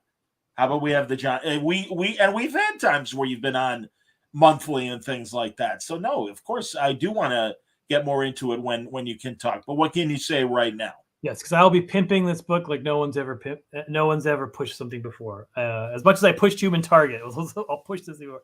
It's my first creator of. I've never done this before. It's an entirely unique experience. I think I must be the longest run of a person writing for DC or Marvel who hasn't done a creator owned. My friends laugh at me. They're like, "What? You haven't done this now?" I was like, "Do you know how to get a proofreader, Tom? Everybody knows how to get a proofreader, but you." So this is an entire. I did Sheriff of Babylon, which was entirely new. Yeah, that's what I was gonna say. I mean, I know it's Vertigo, but it seemed quasi creator. First of all, we don't own that at all, so we have no ownership. In that property. We have that same deal that Alan Moore has on Watchmen, where if it goes out of print, we can have it, and DC will not let it go out of print because it's a very easy movie TV show to make. So sure, Mitch and I just sort of sit back inside that we ever sign those contracts, and we move on to our next thing. But we signed them early in our careers, and it was probably worth it. But that was at Vertigo, so that came with a page rate. It's a very low page rate, but it came with them paying the artist, so I didn't have to worry about that. They could put a letter on it. They could put a color. Well, Mitch colors himself, but there was editorial support. There was marketing support. There was all of those things. My God, turn British. That come with making corporate comics were there for Sheriff. The only thing that was independent about it was that it wasn't superheroes. It was made up. When you're doing a nuts and bolts creator owned, which this is, where you literally have to be like, okay, we need someone to design the logo. We need someone to design this cover. We need to talk to the stores. We need to do the marketing. We need to do all this stuff. I'm living in utter naive ignorance of how hard my colleagues are working on these image and all these books. And it is hard to put these together, these Kickstarters and everything that people are doing. And I have nothing but respect for people. And it takes a lot of passion, and it takes a goddamn lot of money. It's an expensive endeavor, and it's a tough barrier to overcome. But we did it, so I can say we've put together a book. I can't announce who the artist is, but we're working as hand in hand as partners, and they're brilliant, and the book is beautiful. When you see it, when you know what it is, you'll be like, yes, of course, that's what Tom would do for his first creator own. It's the most predictable thing that's ever happened. That said, it's not like anything else. It's not, no offense to anyone's doing these things, because I love to read them, but it's not a book about after the next apocalypse, what do we do? Or a book about a fantasy world that comes to life, or the sort of standard Image comics, which I'm sure I will one day. It's something new. It's something different. I'm trying to make it into. I'm sure I'll pitch it, but I've always wanted to make my own sort of Sandman kind of book, a book where we could do a very long run and explore very big themes, and not just one story, but lots of stories. I couldn't do it. Neil Gaiman did. That's perfection, but I'm gonna fucking try to do it. And so this is supposed to be that. It's supposed to be like a Sandman thing, and the way we're releasing it, the way we're putting it out is an entirely different thing that nobody has ever done before. Or I mean, if they have, I don't know about it. And I know a lot about comics. So it's exciting on the level of something I've never done before. It's exciting on a creative level of amazing. Hollywood is already into it, so we're already doing that whole side of the thing secretly. So we've already gotten bids in to buy the thing. So we're deciding, sort of where to put it. And it'll be announced very soon. And it'll be fun to read. I'm excited. That's awesome, man. Radium wants to know. I saw someone say he's a fan of Long Run. Yeah, this will be my first and only ongoing comic. This my creator own. Everything else I'm writing is a miniseries. Wow. Radium says good luck because he thinks Sheriff of Babylon is perfection. Sergio says everyone else does apocalyptic stories or apocalypse stories. I don't know what that means. I've done. Well, I did Mr. Miracle, which was an apocalypse story. Hilarious apocalypse pun. Radium wants to know what your experience was pitching the last 53 issues of the Batman run at a 2018 editorial retreat with other writers, and how much of that will make it into the Batman Catwoman finale. So I think he's referring to a specific moment that I remember, and maybe he wants me to tell the story again. But if not, let me know if I get this wrong. It's not what you want. Yeah. So halfway through the Batman run, we were at a retreat, and I think it's pre-Bendis. Maybe, yeah, I think this is pre-Bendis. So it was Jeff and Scott, and we all and a lot of the people who was on Superman back then. I can't even remember. Was it Gene?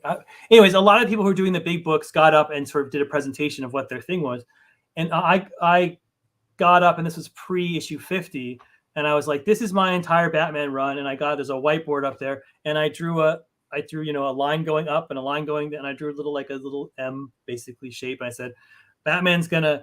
He's we've established where he is. Now he's going to climb to happiness for the next 25 issues. And then he's going to go down for 25 issues of falling. And then I'll take us to issue 75. And then at 75, he'll go back up to height again. He'll be at 100. So he's going to, we're at issue 25, just got engaged to the wedding, happiness, wedding to City of Bane, sadness, City of Bane to the end, happiness. And I remember someone raising their hand and be like, 25 issues of sadness seems like a lot. and I remember thinking, like, they don't know what they're talking about. It's going to be so much fun. Sad Batman's what everyone wants to see. But yeah, once you were in that, once you were in the late 60s of the sadness, I think people were like, "Oh, you've been in minor key for a long time now, Tom. Let's switch to major at some point. Let's get Batman kicking some ass." It was basically what Frank Miller did in one issue of Born Again. I did in 80. I was trying to do in 100 issues of Batman. So Frank is a slightly more efficient writer than I am. Radium says the question's more about the first retreat with Bendis, the memories of, the reaction and the atmosphere of that, in terms of and as you're saying, in terms of really, isn't that a lot, for sadness? Were there any other impressions? I remember the first Bendis retreat. They took Jeff, Scott. I can't call Bendis Brian. I'm sorry, it's hard. Jeff, Scott, Brian, and I went out to dinner with Dan DiDio and Bob Harris, the former editor-in-chief and publisher, and it was kind of a pre-lunch to sort of just. Oh, and I think Jim was there. Jim Lee was there. And we sort of all went around the room sort of talking about what we thought of comics and how to improve comics and where the DC line was. And it was a fascinating discussion. I was probably, I was well into my career at that time. I was writing Batman. I'd written Vision, but I very much felt like I was a kid at the grown-ups table. Like Scott and Jeff, they had been running DC Comics basically for the last decade between the two of them. And, Bendis is one of my all-time heroes of writing, both as a writer and as a person, just how he sort of lived his life. I very much admire. And I've said this before, but hearing him talk about his life as a writer was what inspired me to sort of try it. I was just like, wow, I love what this guy I love how he just, him saying like life is too short to wear a tie and, follow your dreams bullshit he spews really speaks to me. I'm sorry, it does. And so I was very sort of quiet at this dinner and sort of let them, I remember I let them, carry the load and sort of have their, at least that's how I remember it. And my only contribution as far as I remember was they were talking about sort of these big themes of things they could do and distributions and this stuff. And I was I came in and said, like, I think we should talk about like where to put a splash page in a comic and where to, like, I was like, I wanted to talk just these little like nitty gritty things. I didn't want to talk big themes and what characters were important. I was like, let's talk about what the difference between using, 8 panels and this amount of dialogue and stuff. And they're like, Tom, you're the little guy. We're going to handle this. That was my first, and I've always been intimidated by Brian. I think he knows this. And then he doesn't do cons. You don't see, or he didn't do cons. Now he does them. But in sort of the heart of my con era, when I was doing 10 cons, he was out. He was completely out. Although I met him at my very first con at Baltimore in 2000. 10 or 11, 9. 10 or 9, yeah, something like that. I think you was were at there. that show. Yep. Yeah, and he was there, and I waited in a long line to see him, and he was, I you know, I'm half Jewish, and he's always very much upfront about his Judaism and how it affects his comics.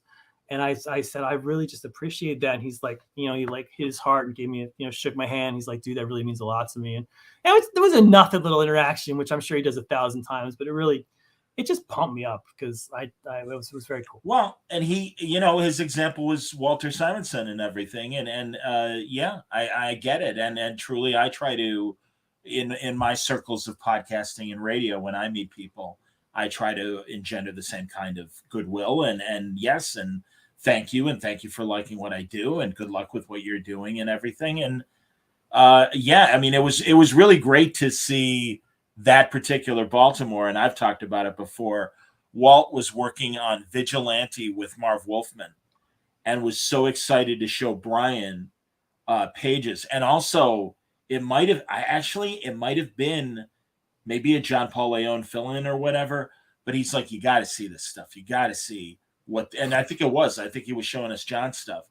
And yeah, it was great. And Walter walks away, and Brian's like, isn't that fantastic? I mean, Walter's been doing this for 40 years, and he still gets excited about this stuff, every new project.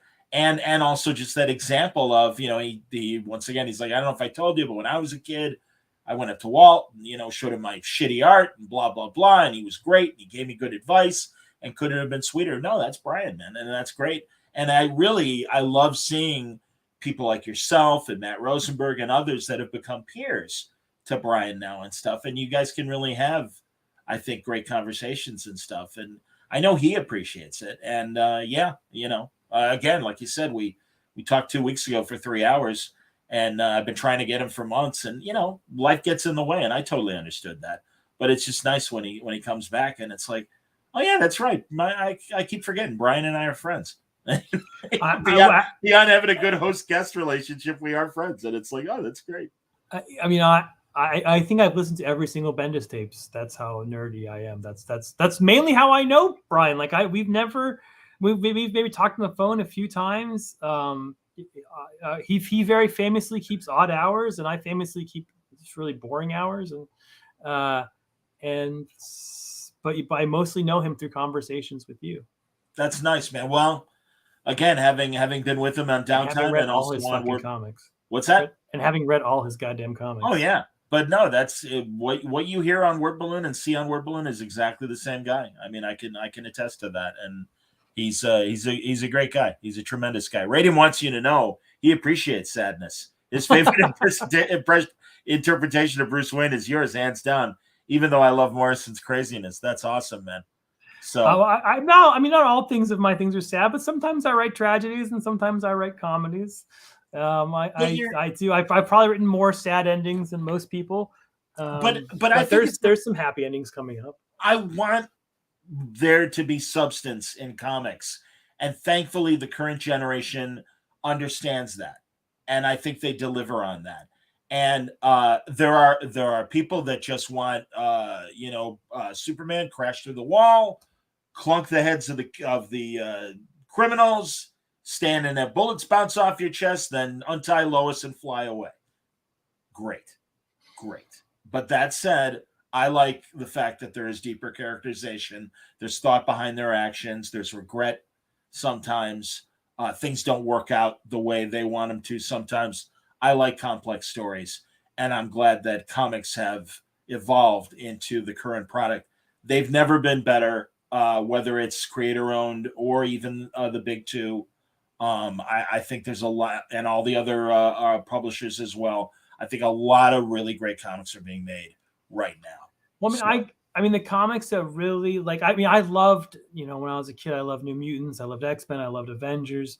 But the comics that really spoke to me, that were haunted my dreams when I was a kid, were Squadron Supreme, which has an amazing ending where half the characters, no spoilers for this whole book, but half the characters die. And I read that over and over and over again when I was a kid, just I couldn't believe it ended like this. And, of course, Dark Knight Return, it doesn't, Batman's not triumphant at the end, but he's kind of triumphant. And then Watchmen, of course, has this sort of very ending where you don't know if it's happy or sad. You know, like the world's better, but millions of people die. Like those were the things that really spoke to me, and what they were essentially about was like this idea, this idea that like, I mean, and it's very endemic to DC Comics. DC Comics are like these memories of gods, you know, like when you're dealing with Batman or Superman, you're dealing with these. It's like you can't remember the first time you saw them. It's something from your childhood that comes back up, and sometimes that can be wonderful, but sometimes it can be intimidating. It's like your relationship with a higher power as you get older. It's complicated. It's interesting. So I try to get at all that stuff. Uzab has a great question, and I'm glad he brings it up because I noticed it too. What inspired the Christmas songs motif for Batcat, and why is "God Rest You Merry Gentlemen" the perfect Batman song? That's a great question. Number one, I love Christmas. I'm a big Christmas guy. I just said I was half Jewish, raised by my Jewish mother. My father walked out when I was very young. But that said, my mother was the most Christmas and loving Jew you've ever met. She's like, that was her big holiday, and she embraced it with the zeal of a convert. And when I was when I was a kid, Christmas was like a time of safety and warmth, and all those songs. And I mean, I tell my kid's name is Crosby after being Crosby, and he's like, how did I get my name? And I was like, because I remember the first time I heard like Bing Crosby's Christmas Carol. I remember sitting in the car with my mother. We were at a Six Flags and we were like driving home, and I heard that song. It felt like the Christmas feeling, like that warmth that comes over you when it's 11 o'clock at night and you're sitting there and the lights are off and you're just staring at the Christmas tree. It's the most beautiful fucking thing you've ever seen in your life. Like that warmth, like you're named after the Christmas feeling. He's like, oh, I like that. So that's like, I just like this. So I'm into that. When in my house after November, at the minute we finish turkey, I put on a Christmas playlist and it's playing until it annoys the fuck out of us on December 25th. Like we have every version of every Christmas song playing in my house. I just love that stuff. So that's part. So so that's half of it. The other half is I like using songs in my work, but like we said before, I can only use songs before 1924. It used to be 1923. Now we got 1924 this year. So like I can't put in Last Christmas I Gave You My Heart, like that. Anything. Wham. Yeah, any Wham. Can't do that. Can't do Mariah Carey. But about half of the classic Christmas songs, not all of them, but about half of them were written prior to 1924, based on old hymns from the 1880s. And so it meant when I look back, I was like, oh, I can do a ton of Christmas. Usually I do these like I use Some of These Days in a Batman issue, which is which is a semi-obscure old song. Sophie Tucker. Yeah, Sophie Tucker. And like nobody can, I put Some of These Days, 99% of my audience is not going to know the tune in their head. Right. But if I put Oh Holy Night in there, suddenly you're going to sing Oh Holy. I'm going to, that old Grant Morrison thing where I just took your part of your brain and turned it on. So I was like, oh, I can use songs in my, because I can't put in contemporary. I can't put in Beatles songs. I can't put in songs that I can use. These songs will actually, the tunes will be there, and when you read them, they will appear in your head. Oh, so, yeah. So that gave it to me, and and so we did a Christmas theme, and I asked Clay, I was like, "Are you into Christmas?" He's like, "I love it. Let's do it." So he wanted to draw some Christmas trees. I was like, "We're gonna do a whole Christmas." I love Christmas special comics. I write one every year. I did a Lobo one this year. It was a Hanukkah special. I've done Sergeant Rock. I've done Batman. I just I love those comics. So. It's funny. I've kind of got a love-hate thing with Christmas because my parents died young, and I really remember the safety and warmth and the good feelings of Christmas with them. And also, I won't deny, working in radio, having to listen to all the Christmas rock hits for 6 weeks at least. Not just a month. Like, and really, good Lord, even in the last few years, it starts right after Halloween. I mean, November 1, they're playing Christmas songs. And man, I got to tell you, and also early in my career, I would work, I was an evening guy or I was a weekend guy. So I would get chances to do full-time hours during Christmas holidays. And I would work a lot at Christmases. And just some of those songs, it was like NyQuil. Just that ding dong, Christmas bells are ringing, and it's like, oh my God, kill me now. And then so literally the one Christmas album that I've never tired of, and sadly it's post 1924, is Vince Guaraldi and Charlie Brown Christmas, and just that whole jazz score is just everything. The Linus and Lucy song, of course, and Christmas Time Is Here, which is a nice bit, the bittersweetness. And that's why I love it in Bad Cat, because it really is the bittersweetness of a lot of Christmas songs that comes through in terms of the bittersweetness of the story. Yeah, I mean, if you go back and look at those 1880s hymns these are taken from, they're not the happiest of songs. No. And there are some like deep, sad lyrics in them. You know, these are songs about like a world dying and a savior coming to resurrect it, which very much sort of fit into the themes of Batman and stuff. Yeah, absolutely, man. And yes, they are wonderfully gothic. You're right. And I did get to make the world's worst pun with the "Come All You Faithful" and putting that over a sex scene, which was it was very immature, I will admit, to do because if you look at the lyrics, they say "Come All You Faithful" about 13 times in a row. Oh, yeah. I was like, I got Liam Sharp on here. He likes 14 panel pages. We're doing sure. So yeah. No, and what you said, I am only 11 years old sometimes. That's all right. Well, here we'll give you credit again, because Radium says Bing Crosby and the Andrews Sisters Christmas songs are great. And yeah, man, no, like White Christmas really was the perfect song for the perfect moment in time, because it hit all the GIs when they were away fighting the war. And that's why that song has endured as long as it did endure as long as it did, because it really was this like, yeah, man, I'm thinking about home even though I'm far away. And that wasn't Irving Berlin's intent. Was just, hey, I'm in LA. Yeah. I'm in LA and it's like 80 degrees. I wish it was cold and wintry, because that's, those are the Christmases that I remember. So it really was. It's an amazing song. It really is an amazing song. And you've read those Gary Glidden books about Crosby and stuff. No, it's again, the nexus between song, songwriter, singer, everything was perfect for that moment. Absolutely. So yes, I'm with you, man. That's funny. A Jewish immigrant from Lithuania who wrote their biggest Christmas song about what it's like. Yeah. I mean, I was overseas for one Christmas on the Afghan-Pak border. And I remember very much,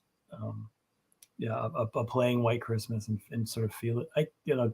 It expanded generations. Yeah. No, absolutely, man. Hey, Greg remembers that you used Whiskey in the Jar in the Grayson Annual. Was a nice surprise. Lots more Irish folk songs just waiting to be mined. Garth Ennis only took a few for a Hellblazer. Someone asked earlier, would you ever want to do Hellblazer? No, I would not. I did him for one issue. In the Nightmares, we wrote him. I am way too American for that book. You need. I just don't know the slang. I don't know you need a British writer, and I know Tom Taylor did it. He's an Australian, so maybe you just need a Commonwealth writer. But yeah, I very much felt lost writing Constantine, where I just didn't, I know what bullocks means, but I don't think I could use it correctly in a sentence. My Constantine, the Constantine of my dreams, is that Garth Ennis one from that beautiful run, and it's just like every other word is a word I didn't know, and it was slang. It was like it's double slang for. There were so many goddamn words for penis that he had. Like I don't know the freaking I'll write you a Midwesterner. I'll write you a guy from Southern California. I'll write you a New Yorker. Those are places I've lived and worked and loved. But I just don't know England enough to write it. I hear you, man. I understand. That's so funny. No, and I remember when Alan Moore first threw Constantine at us back in the day. And when he was Sting. When he was Sting, absolutely. So I'm so happy for Matt, the actor that plays him on all the stuff. Is it Matt Reeves? Not Matt Reeves. Matt Reeves is the Batman director or whatever. and the writer of Felicity. I think we should always give Matt Reeves credit. Absolutely. I thought JJ created Felicity. JJ and Matt created it together. There you go. But yeah, I'm thrilled for that actor, and I even met him on a press junket.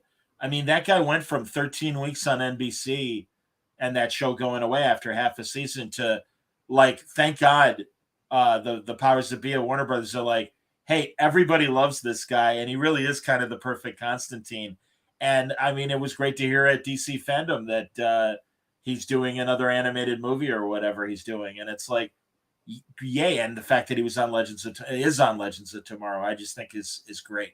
Matt Ryan, thank you, Greg McKeon. Constantine's an amazing character. How stretchy he's become, because he was, I mean, such an adult character. Like they're like the ringing, like he was kick someone in the balls, smoke a joint, die of lung cancer, and but my kids have like DC youth books where he's sucking on a lollipop, and and really every version of a cartoon, and like he's an amazingly fungible IP. To give it some corporate talk.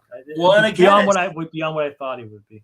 Yeah, it's this again, another great street level character that has hidden talents and can mess around with the superheroes the way that he does, and he's great. It's a very strong street level character, and I love his character. I love the idea that he's just like, I don't give a fuck until I do, like that's like his personality. And I love characters that'll suffer, and nobody suffers more than Constantine. Like if he's going to win at the end, he's going to go literally through hell and back to win. Like he's going to get fucked up by the end of a story. I'd love to write him, but I just don't have the ability to do it. What about going back to Swamp Thing? Would you ever like to do that? I've written Swamp Thing a few times. I won. Jason Fabok and I did a story. We won some awards for. I mean, I like him, but I don't know if I have anything to add to that character. I just that's one of those characters where I think Alan did it a lot better than I could ever do it, and in the way I would want to do. I have a Swamp Thing Rick Veitch page I'm looking at right now. Wow. And it's there's nowhere I would want to go with that character that Alan Moore had that I can't call him Alan, but I can't call him Moore. I don't know what to fucking call him. There's nowhere I want to go with that character that Alan Moore hadn't already tread well. So there just doesn't seem to be space for me to grow. I think there's space for people who can bring a lot of themselves to that character, like like Ram V is doing, and brilliantly. But for me, I feel like I would just be copying Alan Moore if I did it. And it's a different Swamp Thing. It's not Alan Collin anymore. And that's Collin, and I think Ram has really kind of made that happen effectively, which is great. And we don't miss. I don't miss Alan Collin. I like following Ram's character as much as I did, and also there's room to grow and room to go somewhere. Whereas I think Alec Holland had pretty much been well traveled, and everyone, I think a lot of subsequent, although they were very good, a lot of subsequent arcs by other writers really were kind of treading in Alan Moore's wake. And I mean, it's hard to step out of that shadow. I love that single issue that you're referring to that you guys did with Bruce and Alec. I thought that was a terrific story. So, Sergio wants to know if you read other DC comics. Yeah, of course, it's my job. I mean, I don't mean that in sort of, but yeah, it's I get them all for free, so it's not like it's a tough thing to do. And yeah, I try. I don't always catch up. Sometimes I wait a few weeks and catch up because I read like all of Flash at once and all of this at once, but. Yeah, I do. I read, I've been reading Bendis's Justice League. I've been reading James's Batman and Joker, and Tom Taylor's killing it on so many books. I do. I mean, I would say that I don't read them as much for pleasure, which I kind of regret, which just kind of makes me sad. Because it's when I go to comics for pleasure, I usually go to old comics. Because when I'm looking at modern comics, two things get in my way. The first one is jealousy. If something's really good, I get mad at it. And I mean, just to be honest with myself, I mean, I'll be reading what I read, Tom Taylor's new Dark Knights book he just sent me. And I was like, oh, this is such a good idea. I'm so fucking pissed at this idea. Like, how did I not think of this idea? And like, it kind of, it adds a little stress to it. And if it's bad, then I feel bad that so because of that, in the DC side, the Marvel side is a little more clear because it's been gone so long. I just caught up with all of Slott's Fantastic Four. It was so much fun. I was just loving it. Oh God, yeah, hilarious. And Hickman's X-Men. I know it's all over, but it was so much. That's just such a freaking wild ride. Yep. And like Zdarsky's Daredevil is nice and sad. I love what Chip's doing with Daredevil. Yes, it's amazing. So how about go ahead and finish your thought, and then I'll ask the next question. Yeah. So that's my thing. It's reading contemporary DC is sadly not as it's hard to disappear. When reading is at its most fun, you disappear. You're not looking at a comic book anymore. You're in that world. You're VR. You've fallen into it. You're looking around left and right. You see the characters. You are the characters. It's hard for me to disappear into DC books because they're written by my friends and they're written by my colleagues and they're edited. And I'm thinking, I'm seeing I'm like that scene in The Matrix where you see the codes. I'm seeing too much of the codes. I hear you, man. Yeah, definitely. Eye roll emoji wants to know if you have any favorite recent indie titles. What have I been reading that's indie? Again, I've been reading more older stuff than new stuff. Okay. I've been reading a lot of David Lapham, the old David Lapham stuff. Straight Toastons and stuff. Yeah, the crime stuff from the 80s and 90s. Yeah. I just got into that. I know I'm super late to this, but I've been doing a read through of Usagi Yojimbo, which is obviously amazing. What else indie wise have I been reading? Let me look at my indie shelf over there. I read The Ink Call recently. I don't know if you call it indie. Oh, sure. Sin City is not too. I did a review of Sin City. Strangers in Paradise I read recently. Nice. Again. Yeah, so I don't know. It's a lot of more older stuff. I understand. I'm an old fogey. It's all right. Greg wants to know how you get partnered up with Paulo Rivera for your Superman Red Blue story. And do I own any of Page's art? No, I don't. I don't own any of Paulo's art. Generally speaking, I collect older art. I collect art from. I like art that has words on it. So if I'm going to spend big money on art, it's harder for me to. I buy Clay's pages because they're just so beautiful. But generally I buy art from I like art from the early 70s, like Bronze Age art. And how did I get hooked up with Paolo? They reached out to me and said, "Do you want to do a Superman, blue, red?" And I had a very full play at the time. I was like, I don't know if I really have time for that. And they said, "Well, it's with Paolo Rivera." And then I just like, yes. It was a 2-second decision. It was as soon as they said it was with Paolo, I was like, yes. Remind me of what your story was, because I loved that digital series. I thought it was great. Everybody was killing it on that. I did a story about Superman in a diner. Yeah. It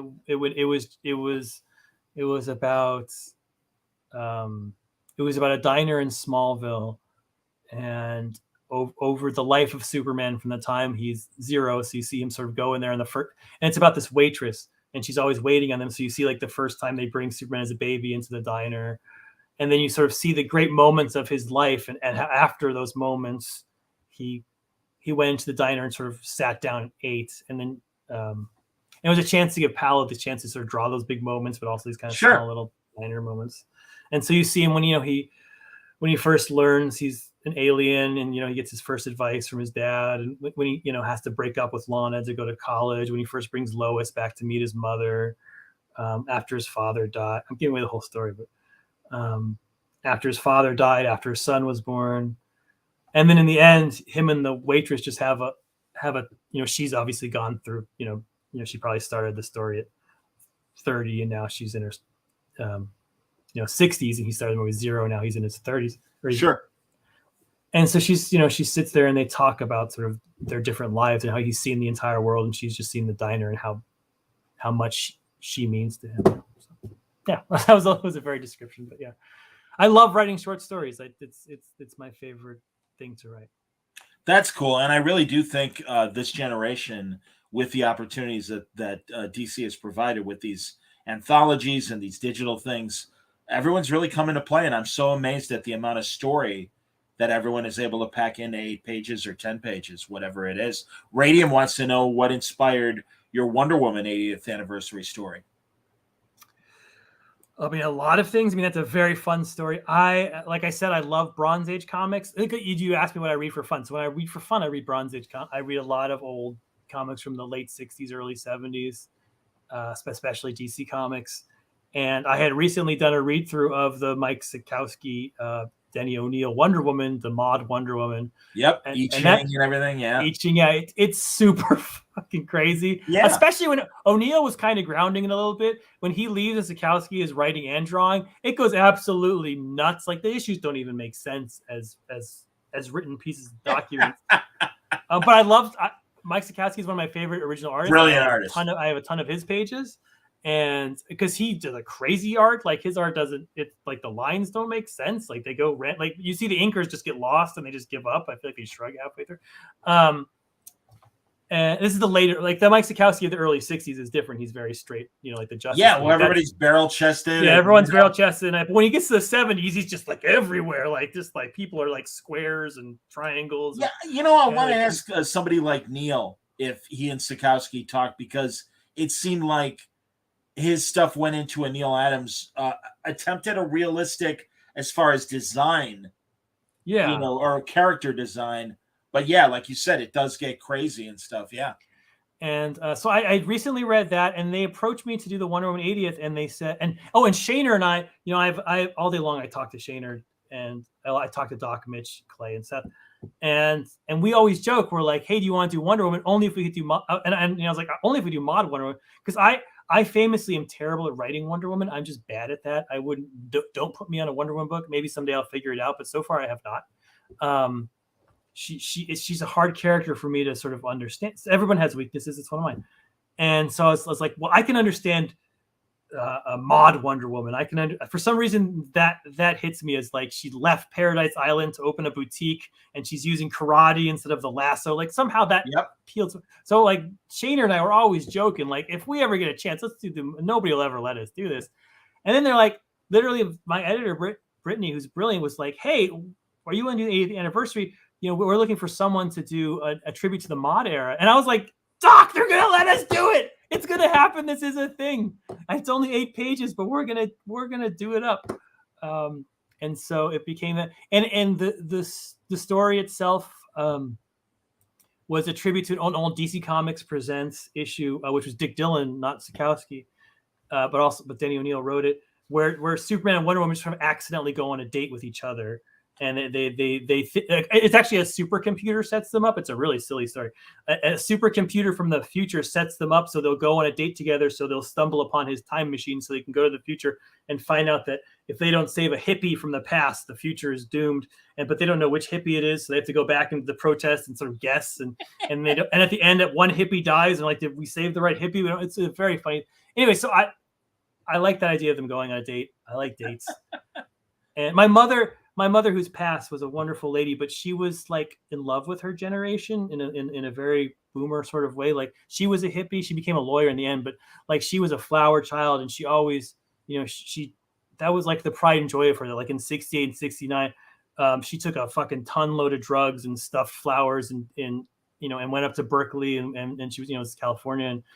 And so I took out all the nuance of that, and I was like, let's just do it like something my mother would love. That's just in love with that era and that moment of like, we're these 50s, kids, and we're finally sort of breaking free of that. And yeah, I got to do that. And I got to drop a Fred McMurray reference, so it's always good. Where Lois Lane yells at Clark and he says, "It's 1960, it's 1968. You can't be Fred McMurray anymore. Grow up, Clark." Is it too soon, Tom, in terms of, and maybe we can answer if you don't want to answer this now, but I see that Comic Boom has a question. You might see it in the chat about one of the portions of The Way Strange Adventures Ends. I don't know. I'll let you read it rather than put it on the screen in case. Oh, I don't know. I can't see the chat. There's comments. It's regarding the way the story ends between Adam, Alana, and Mr. Terrific. Do you, if you want to answer it, I'll put it on screen. If you don't want to answer it, I won't.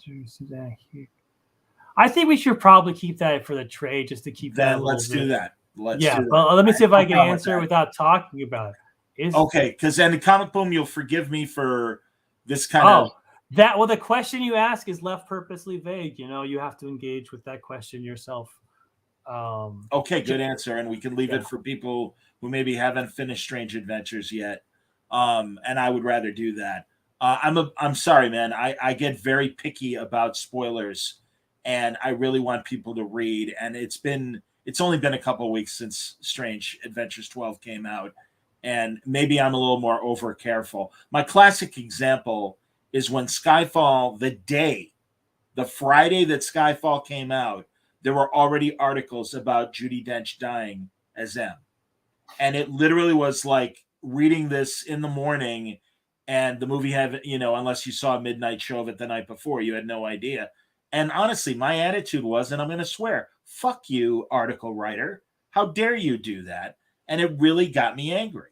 And in fact, I know more about No Time to Die than I would rather know. It's and again, no. Comic Boom understands, and he appreciates your answer. But yeah, I am really. It happened with Philip on Friday night, to the point where I was tired. I was really tired on Friday, and I've lost my patience. And I didn't scream at anybody, but I get frustrated by people who are like, "Hey, you're on issue 2 of a 10-part story. Is this what's going to happen in 10?" And it's like, shut up. Read the goddamn story. I like people who are at least a little engaged. Well, but I had Batman 50 where the big twist, they don't get married, and the New York Times sent a push notification out to people's phones saying they didn't get married. So I feel like I've been through the spoiler roller coaster. Well, that's what I mean, man. And again, I get it, because on the one side, marketing wants everyone excited. And hey, look, it literally just happened with John Kent being bisexual, and it's one of the things Philip and I discussed. And it's like, and even a couple of the people like that we're reading are like, on the one hand, I want, I want people to discover the story on their own, and it kind of bums me out that these articles are kind of blowing it. But it's like, yeah, but also I get the whole publishing thing of, no, they want to let people know, and they want people provoked to go, wait, Superman's son is bisexual? I got to read this. Where can I find this issue? It's only gonna mean more sales. So it is this balancing act. But at least on my platform, I'm a big believer of read the goddamn story, and let the story breathe and come out the way it does. And again, I understand, because there are people that they're Columbo, and they think they've solved the crime, and they want people to know, and they want the creator, hey, this is what I think is going to happen. Am I right? But it's like, yeah, but then there's like 99% of the rest of us that are reading the story as it unfolds. Let us read the goddamn story. Well, I can hear an argument from me. I think Strange Adventures is coming out hardcover for Christmas, and I think it's a lot of people have been waiting sort of to read the whole thing at once. Although sales were pretty good, so I'm proud of it. But I don't want to spoil the end for all those people who want to read it. No, and Marcelo points out the double date issue you wrote in Batman. Some of the best stories he's ever read. I agree with that. And I love when I just love, and in fact, your Superman Red and Blue story about the diner, which I did read and stuff. No, it's when they're doing normal things. That's when there are interesting moments can happen. Batman and Elmer Fudd running into each other and discovering they both dated Silver St. Cloud. That is fantastic.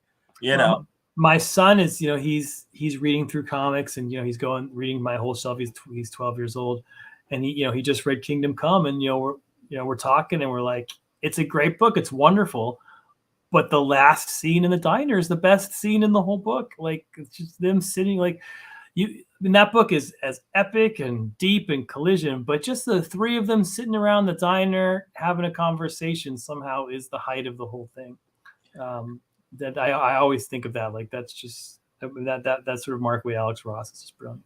Yeah. Yes. And also Devin Grayson, when she was doing Gotham Knights, and Bruce is just checking around everybody, what's going on, and finally he winds up calling Aquaman, and he's like, yeah, that earthquake that hit Gotham, the penny's like deep in a underwater fisher, and I want to pull it out. And, right here sitting next to me. I mean, there this you is the go. comics I grew up on, man. I saw this on the shelf. I was like, whoa, Thing and Sandman are having a beer? That's an issue I want to read. Exactly, man. No, absolutely. Would you believe it's Miller time? Couldn't yeah. put that on the cover of a comic today. Greg says, I want more comics like those scenes from Justice League Unlimited on the Watchtower in the lunchroom. Absolutely, man. Or monitor duty. I'm a big fan of just the notion of Justice League monitor duty. And you got the, maybe, you know, you want to see that, like, kind of, you know, the passing of the baton for monitor duty. Anything happening? No, not really. All right, great. Good to see you, Red Tornado. Yeah, that's great. Thanks, Adam Strange or whomever. I mean, it's like, yeah, no, you want those moments, man. So but again, that's why, or Nightcrawler and Wolverine at the diner having a discussion about religion or whatever. Yeah, man. Those are the golden moments. Those are the character moments.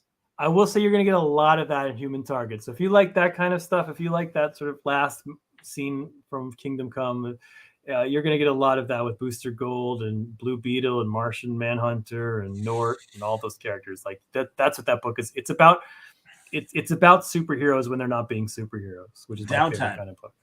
Downtime. See, I would absolutely, if DC or Marvel put out a book called Downtime, that would be like the best anthology book of just everybody. You'd have to defy the Tom Fowler rule, which what's the Tom Fowler rule? When I first started writing comics, Tom Fowler was the first artist I worked with, and very much was a genius of storytelling. I love Tom. Tom's the best, and very much was very kind to me in teaching me how to write for an artist. And his rule was, if you have two characters talking, you get 2 panels before one of them gets up and gets coffee. he said that's all you get. You get 2 panels, and you got to find something for them to do. And that's I constantly think of that when I'm writing. I was like, I defied the Tom Fowler rule. Like, something has to happen in this scene, where someone has to get coffee. There has to be action, something to draw besides people sitting at a table. That's interesting. Here, Sean Dillon wants to know, given the interest in superheroes when they're off the clock, have you read Wayne Family Adventures? And what's your take? This is the webcomic? Yeah. I've read it. Yeah, I think it's adorable. I mean, it's funny and fun, and it's amazing how flexible Batman is, because my Batman, the Batman I sort of come to comics for, is very vengeance is the night and sort of that.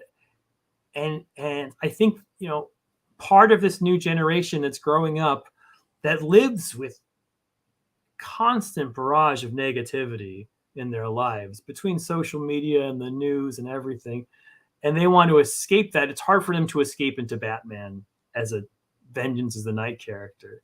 But the fact that we can bend Batman to become something light and cute and fun and still be true to that character, I think that's amazing. Yeah.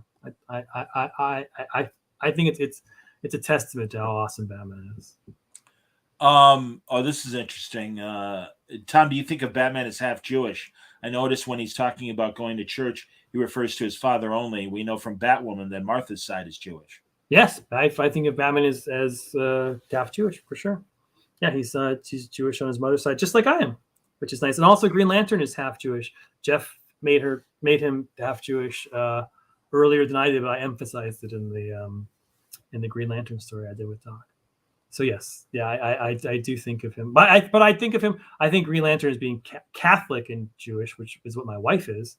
My wife is also half Jewish, but I think of Batman as being a Protestant and half Jewish. I think very understandable. Very much Episcopalian. He's like very old school money kind of. Things wants to know. Here's a writing question: do you ever have a neat idea for a storyline, but know you have to provide a lot of setup first? How do you make the setup interesting so you can get to the fun part? Whew. Yeah, it's funny because I remember when I first got into comics as an intern, there was a formula in comics in how to write. If you go back to 1999 in the Marvel, the formula was every Marvel comic started out with a fight scene where you didn't know why the two people were fighting. Then they'd have a 2-page explanation of what the fight scene you just saw, usually a flashback, Like you'd start with the forward and flashback, and then you'd flash to the present. They'd finish the fight, and then they would move on. It was like always had to start in media res. I think. I mean, trust your audience. Like skip a lot of your setup. Your audience is going to know every cliche. Like that's the thing. Your audience. You have to always remember your audience knows every cliche you're going to throw at them. And if you just hint at the cliche, they'll just fill in all the rest. I mean, comics are about the gutters, right? Comics are about all the assumptions you make when you stare at a picture, and like because you put the motion in. Supergirl's here, and then she's there, and your brain says it moves like that. So, you know, if you show a barbarian sitting at a table and he looks weary, everyone just immediately throws in Conan, and you have all that Conan backstory as your setup, and then you play on the cliches. So that's what I would say is like use the cliches to your advantage to fill in for your setup. Human Target's a great example. I can introduce a weary detective character, and you don't need to know at the very beginning why he's weary. There's no reason. You just a weary detective character. Sure, of course. I'm sure he had a tough past and he drinks too much. I get it. Like your character. There are certain cliches that your audience will immediately accept, and then for the rest of the time, it's your job to take those cliches and twist them. How about that? I like it. That's cool. Well, and again, to wind down, any cool movies lately, or old stuff, or new stuff? I just finished a rewatch of The Sopranos, or not a rewatch, a first watch of The Sopranos. Oh, really? Because I was going to ask if you saw the prequel. I'm halfway through it. I watched half of it today because I literally today watched the last episode of Sopranos that everyone has all the thoughts about, and I loved it. I embrace the final episode. I think it's perfect ending to that show. So yeah, that's the big thing I've been doing is just nonstop Soprano watching, so I could watch the new thing. Because when Sopranos was coming out, I watched it at sort of sporadically here and there. You know, I'm old enough to, I was in college at that time, and I was, so I'd seen this episode and this episode, but I hadn't gotten the whole story. And it's such a brilliant show watching. Oh my God. I still think if I had to rank my great angry man shows of the aughts, I think it would go Mad Men, Wire, Breaking Bad, Sopranos. I think even though it's the one that broke all the barriers, I still think it's the last one for me. Interesting. Well, you're watching it retrospectively too. Yeah, I mean, it's set. You can say because it influenced all the others and set that up. But Sopranos, there were like one too many repetitions. There was there was. Like the same plots would occur again. Tony would have a friend, and the friend would be nice at first, then lose their temper, and then defy Tony, and then they have to put the friend down. That happened like 7 times. Yeah, no, you're right. And for how many funerals and hospital visits that guy did, it just didn't like every other scene was it. But I mean, I'd say the acting of The Sopranos is probably the best of all of them. Like you cannot believe any of those people are not who they are. It doesn't make sense that Tony Soprano was an actor. You just believe that character existed on. Oh God, yeah. No, I think they were very realistic in their portrayals, no question. Well, I'm going to wrap up because all right, we're going to see each other in Baltimore, and we'll talk in a couple weeks when you make your big announcement. For the big creator-owned announcement, oh my God, it's going to be great. So absolutely. So we'll see each other in a couple days. Everybody, thanks for watching. Everybody, stay safe, stay happy, and stay.